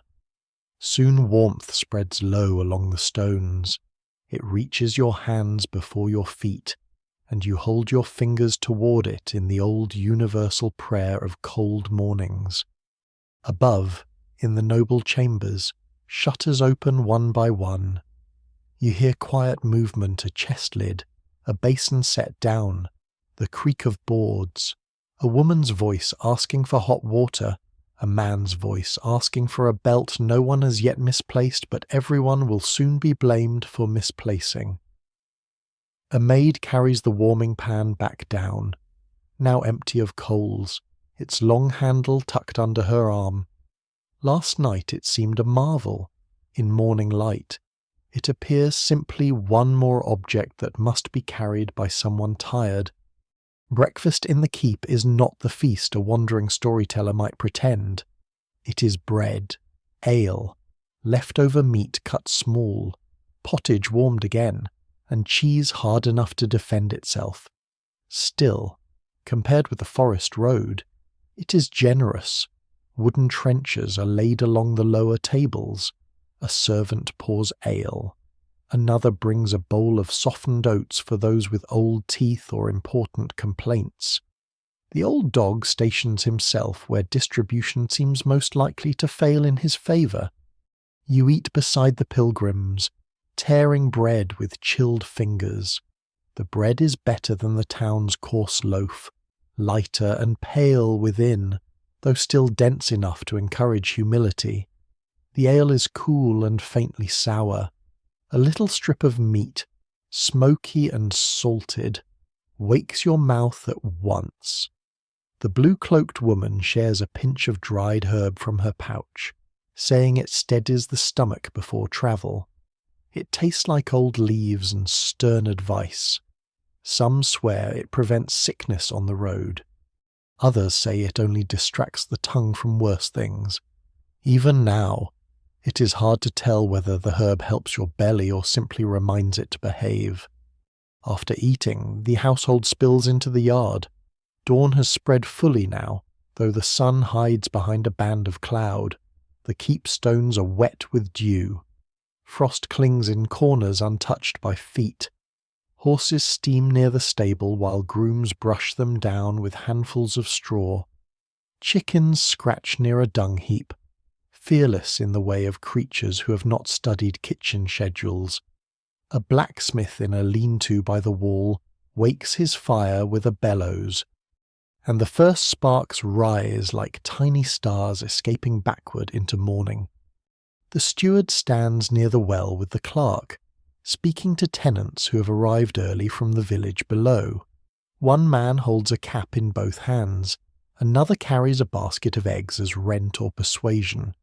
A woman complains that a neighbour's pigs have broken through a fence and rooted in her winter garden. The steward listens with the expression of a man measuring not justice, but how long justice will take before dinner. Manor courts, rents, fines, stray animals, broken hedges. Unpaid labour, these matters follow people from daylight into dreams and back again. No wall is thick enough to keep accounts from entering the night. The pilgrims prepare to leave. Their road bends down from the keep toward the village and then on across open fields. You tighten your cloak. The bitter herb bundle from the town hall remains in its fold, now joined in scent by keep smoke, forest damp, alehouse warmth, and the faint stable smell that seems to attach itself to all medieval journeys, whether invited or not. The old dog watches your hands, then stands. Apparently he continues. At the gate, the guard lifts the bar, iron scrapes, timber groans. The sound calls back the town gate at dusk, the first closing of this journey, but now the motion is reversed. Night has been survived again. The gate opens outward to the morning road. You pass beneath the arch with the pilgrims, leaving the keep's layered restlessness behind noble chambers, hounds, torches, relic, warming pan, steward's accounts, guards on the wall. The ridge path descends through scrub and pasture. Below lies the village, smaller than the town, humbler than the keep, gathered around a church tower, a mill stream, and a scatter of thatched roofs breathing smoke. Beyond it, fields lie pale and muddy, stitched with hedges. The world has become ordinary again, which in this century means cold, busy, and full of things that need mending. As you walk, the old fever survivor tells you he woke in the night thinking he heard his wife calling him from the foot of the pallet.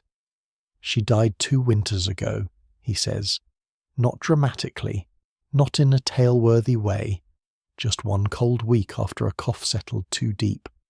He does not tell this sadly exactly. He tells it as one more fact the road has room to carry. He says some swear the dead visit in the second sleep because the soul wanders closer then. Others say grief has its own voice and borrows the dark to speak. No one can quite agree which is kinder. The pilgrim with the scallop badge says a prayer for her as you walk. The old man nods, eyes on the mud. The dog trots ahead, tail low, as if even he respects the quiet. By the time you reach the village edge, the morning has ripened into a working day. Smoke rises thicker from cottages. A woman shakes, rushes from a doorway onto a heap. A boy carries a pail of milk with both hands and a face full of responsibility. Men move toward fields with tools over shoulders. Someone chops wood behind a barn. At the church, the bell rings for the day's first ordinary offices. Its sound softer than the abbey's deep night call, but familiar, domestic, woven into chores. You pause near a cottage where a woman kneels at the hearth just inside the open door. She stirs ash, finds embers, and lays kindling, exactly as the servant did in the hall, as the keepmaid did before breakfast, as countless hands must do each dawn. A child beside her rubs sleep from his eyes. A cat sits on the threshold, washing one paw with mysterious importance. The woman glances up at the road, sees the pilgrims, and crosses herself lightly, perhaps blessing you, perhaps guarding her household from whatever strangers carry. Both intentions can fit in one gesture. The road turns past the village pond, where thin ice is broken at the edges. Ducks move through the water, leaving dark trails. The old dog noses the reeds, then sneezes. The broad-shouldered traveller smiles for the first time that morning. A brief thing, almost private. He says he parts from you at the next fork. His road goes toward a manor where a debt, favour, or apology waits. He does not specify which. You thank him for shared bread, ale, and cautious wisdom. He says cautious wisdom is mostly fear with better manners. At the fork, he clasps your forearm and turns away beneath a line of bare poplars. You watch him go until he becomes another dark figure in a brown cloak, absorbed by the day's distances. The pilgrims continue toward the fields. The village falls behind. The sun finally breaks through in a pale wash, touching the frost until it becomes water. Mud softens. Birds begin their small arguments in the hedges. The old dog remains with you. Of course he does. Some companions, like certain debts and smoky smells, are not easily dismissed. You walk through the thawing morning and feel the rhythm of second waking all around you. Fires rebuilt, animals checked, bread cut, dreams remembered or set aside, beddings shaken, doors opened, bells rung. Night's fears do not vanish, they are simply folded into the work of the day. People carry them while milking cows, arguing rents, mending wheels, lighting candles, and stepping around puddles with the grim grace of experience. And as the road stretches ahead under the weak sun, you understand that dawn in this world is not a bright trumpet of renewal. It is slower, humbler, more tired, and more faithful than that. It is the hand finding the ember under ash. It is the second rising from straw. It is cold water on the face, wool pulled close, a prayer spoken through breath, and the first step into mud after a night of bells, dreams, charms, and guarded sleep. The fork behind you grows quiet, and the broad-shouldered traveller disappears into the pale distance with his loaf bundle, his knife, and whatever unfinished business waits for him beneath the poplars. You keep to the pilgrim road, though by now it feels less like a single road than a thread stitched through every night habit you've gathered the town gate closing, the hall breathing in sleep, the watchman's lantern, the abbey bell, the alehouse murmur, the forest hush, the keep's restless walls, and now the open fields where daylight slowly takes possession of mud. The old dog walks beside you as if this was always the plan. His grey muzzle dips to every tuft of grass, every wheel rut, every mysterious patch of roadside interest. He is no longer merely following. He has become a small, stubborn emblem of the journey itself, smoky, tired, opportunistic, and still moving forward. The pilgrims spread loosely along the track. Some walk in pairs, some drift alone for a while, keeping company with their own thoughts. The blue-cloaked woman fingers the beads at her wrist and murmurs her daughter's name with each 10th step. The old fever survivor carries his rowan charm in one hand now, rubbing the red thread between finger and thumb. The pilgrim with the scallop badge hums the tune from earlier, but softly, almost under his breath, so it becomes part of the sound of boots in thawing mud. The day remains cold, yet gentler than before. Frost has melted from the hedges, leaving droplets that tremble on thorn tips like tiny beads of glass. Rooks lift from a field and scatter into the low sky, black wings beating over brown earth, far off. A plough team moves slowly, oxen leaning into the work while a man follows behind, guiding the blade through soil heavy with winter wet. The sound reaches you faintly, the creak of harness, the dull tear of earth, the occasional shout. Medieval morning is never empty, even quiet fields labour. By midday, the road leads to a small roadside fire where two carters have stopped near a broken cartwheel. One wheel leans against the ditch, its rim cracked, spokes splayed like fingers after a fall. You remember the complaining cartwheel at the town gate on the first evening, and the memory feels oddly distant, as though it belonged to another traveller. The carters have unloaded sacks of oats onto a patch of straw, and are arguing over whether the wheel can be bound with a rope until the next village. No one can quite agree whether rope can save a broken wheel, but everyone agrees it can postpone despair long enough to eat. The pilgrims settle nearby. A little fire burns between stones, fed with hedge trimmings and sticks gathered from the ditch. Its smoke is thin and sharp, blowing low across the road.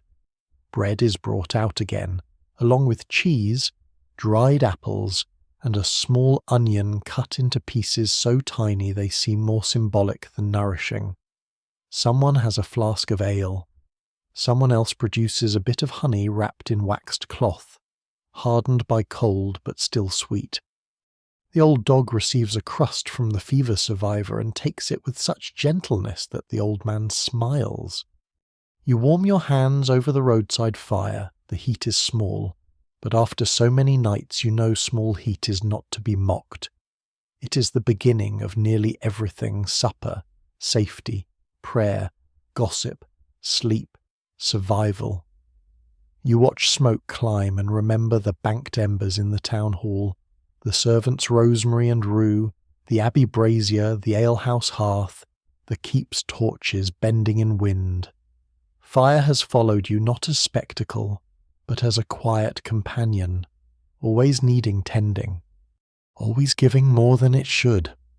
One of the carters notices the scallop badge and asks the pilgrims to pray for his wheel. The blue-cloaked woman says wheels are more a matter for carpenters than saints. The pilgrim says both may be consulted. The carter nods, apparently finding this balanced and affordable. As you eat, the story-gatherer, who's been unusually quiet since the forest, begins one final tale. He speaks of a village where people believe the hours before sleep were watched by household spirits hiding in rafters. If the family quarrelled too fiercely after dark, the spirits tangled everyone's dreams. If the hearth was swept clean and bread shared, the dreams came mild. The blue-cloaked woman says this sounds like something invented by mothers to make children behave. The story-gatherer says mothers are among the oldest authorities on spirits. No one disputes this. Some swear that every house has a temper after nightfall. A good house settles, a troubled house creaks, smokes, chills, loses keys, sours milk, and sends sleepers strange dreams. Others say houses merely reflect the people inside them, which is perhaps more unsettling. Even now, it is hard to tell whether the rafters listen or whether people behave better when they imagine they do. You think of the halls where you have slept or nearly slept, each with its own temper. The town hall crowded and smoky, but warm with shared breath. The monastery austere and ringing with bells. The alehouse secretive, amused and half afraid of its own shutter. The keep layered with rank, guards, relics, hounds, and noble restlessness. Each place met the night differently. Each made rules for darkness. Each tried, in its own way, to keep the human body safe until morning. The road resumes after the meal. The broken wheel is wrapped with rope, tightened with a stick, and praised in uncertain terms. The carters swear it will hold. The wheel, if it has opinions, keeps them until later. You walk on, leaving them beside their little fire, smoke trailing behind like a farewell. Afternoon softens toward evening. The pilgrims begin to peel away, one by one, toward farms, shrines, side roads, and lodgings known only to those who travel often. The old fever survivor takes the left path toward a chapel where he once promised a candle. He clasps your hand, his palm dry and cold, and tells you he will say a prayer for travellers who sleep on bad straw. This may be the most useful blessing you have received. The blue-cloaked woman continues farther, her beads moving steadily, her daughter's hope tucked close beneath wool. The story-gatherer lingers at a crossroads, choosing which road has better rumours. At last, as the light begins to dim again, you come to a small cottage set a little back from the road, with a low thatched roof, wattle walls daubed pale, and smoke rising from a hole in the roof's crown. A woman at the doorway speaks with the pilgrim, hears his request, looks over the few remaining travellers, and nods. There is room by the hearth, she says, if no one expects softness. No one is foolish enough to expect softness. Inside, the cottage is small, warm, and close. A peat fire glows on the hearth, steady and low. Rushes cover the packed earth floor. A pot hangs from a hook, giving off the familiar smell of pottage, thinner than the halls but no less welcome. A few oat cakes rest near the fire. Herbs hang from a beam thyme, sage, rosemary, and something bitter tied in a red thread. A wooden chest stands against the wall. A spindle lies beside a stool. In one corner, a child sleeps already beneath a wool coverlet, cheeks flushed from warmth. A cat sits nearby, tail curled around its paws, pretending not to watch the old dog. The dog enters, sees the cat, and pauses. The cat blinks once. An agreement is reached without paperwork. The cottage woman gives you a bowl, a place near the side wall, and a look that says you may be a stranger but not a problem unless you choose to become one. You sit by the hearth, your body, after roads, bells, straw, frost, forest, and stone, understands the kindness of simply being allowed to sit. The pottage is plain, the oat cake is dry, the ale is thin. All of it tastes exactly right. Night gathers outside the little door. There's no town gate here, no abbey tower, no wall-walk guard calling the hour, only the cottage latch, the low fire, the sleeping child, the watching cat, the old dog sighing into the rushes, and the wind moving over the fields. Yet the same old habits return. The woman banks the fire carefully. She sets a pot lid in place. She checks the door bar. She shakes out a small blanket. She murmurs a prayer beneath her breath, touching forehead and chest in the fire glow. Those who tell the tale never fully agree whether safety lives in walls, prayers, charms, dogs, locks, saints, or plain good luck. But as you sit there, warming your hands above the last low flame, it seems that safety may be made from all of them together, and from the quiet willingness to repeat small, careful acts every night, though the world remains uncertain. The herb bundle in your cloak has nearly lost its scent. The half-burned candle from the first hall is far behind you, though you can still picture it leaning into its wax. The suspicious monk, the broken cart wheel, the relic no one fully trusted, the rowan at the crossroads, the dog that kept following you, all of them settle into memory like embers under ash. And now the journey slows. The cottage grows dimmer, warmer, smaller. The voices around you soften until they are less like conversation and more like the sound of water under ice. Outside, the road lies dark between hedges, resting at last from wheels and boots. The fields fold into shadow. The last bird call fades into the thatch. Smoke gathers gently above the hearth and slips away into the night. carrying with it the day's little troubles, the market noise, the forest damp, the toll collector's sharp eyes, and the watchman's weary call. You stretch your hands once more toward the fire, and the heat touches your palms as lightly as breath. There is nothing urgent now. The door is barred, the bowl is empty, the dog sleeps with his nose tucked beneath his tail. The cat remains awake, of course, because cats do not surrender mystery merely to comfort a room full of humans. But even her eyes grow slower in the glow. You lie down on the rushes beneath your wool cloak. They are not soft, yet they hold you. The floor is not warm, yet the fire has lent it a little mercy. Above you, the roof beams vanish into brown shadow. A charm of red thread turns slightly in the draught. Somewhere outside, perhaps a mile away or perhaps only in memory, a bell sounds once, faint and low, then fades before anyone can decide whether it was real. You breathe in smoke, straw, herbs, wool, and pottage. You breathe out the road. The medieval world does not become easy.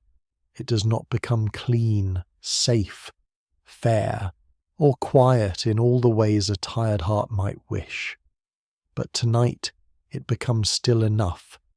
It gives you a hearth, a roof, a dog at your feet, a prayer in the rafters, and darkness softened by habit. You have walked through the curious night ways of townsfolk, monks, watchmen, pilgrims, servants, nobles, healers, bakers, dreamers, and sleepers. You have seen how they wake and sleep, fear and laugh, scratch and pray. Eat in the dark, read dreams, guard doors, tend fires, and begin again. Now those habits fade into one gentle rhythm. The ember brightens once, then settles. The wind moves over the thatch like a hand smoothing a blanket. The child turns in sleep and grows quiet again. The old dog sighs, deep and slow, as if releasing the whole road from his bones. You close your eyes, and the firelight behind your lids becomes gold, then red, then soft black. There is no need to follow the watchman now, no need to interpret the crow, count the bells, fear the shutter, question the relic, or wonder whether the herbs truly keep anything away. Let the old world keep its mysteries. Let the road rest beyond the door. Let the monks sing somewhere far off if the hour calls them. Let the market sleep under empty stalls. Let the forest stand dark and patient beneath the moon. Here, beside the low hearth, you're only a traveller at the edge of sleep. The wool warms slowly around your shoulders. Your breathing lengthens. The room loosens its last small sounds and becomes a cradle of ash, shadow, and faint red light. The Middle Ages dim around you, not vanishing, only drawing back like a curtain at the end of a long winter evening. The bells are far away now. The mud is far away. The cold stones, the smoky rafters, the wet roads, the whispered dreams, all of them sink into quiet. And if some small charm swings in the dark above you, if some old dog dreams beside the fire, if some half-remembered saint watches from a painted board no one has dusted in years, then let them keep watch a little longer. You are safe enough asleep. You are warm enough for now, and the night at last is kind.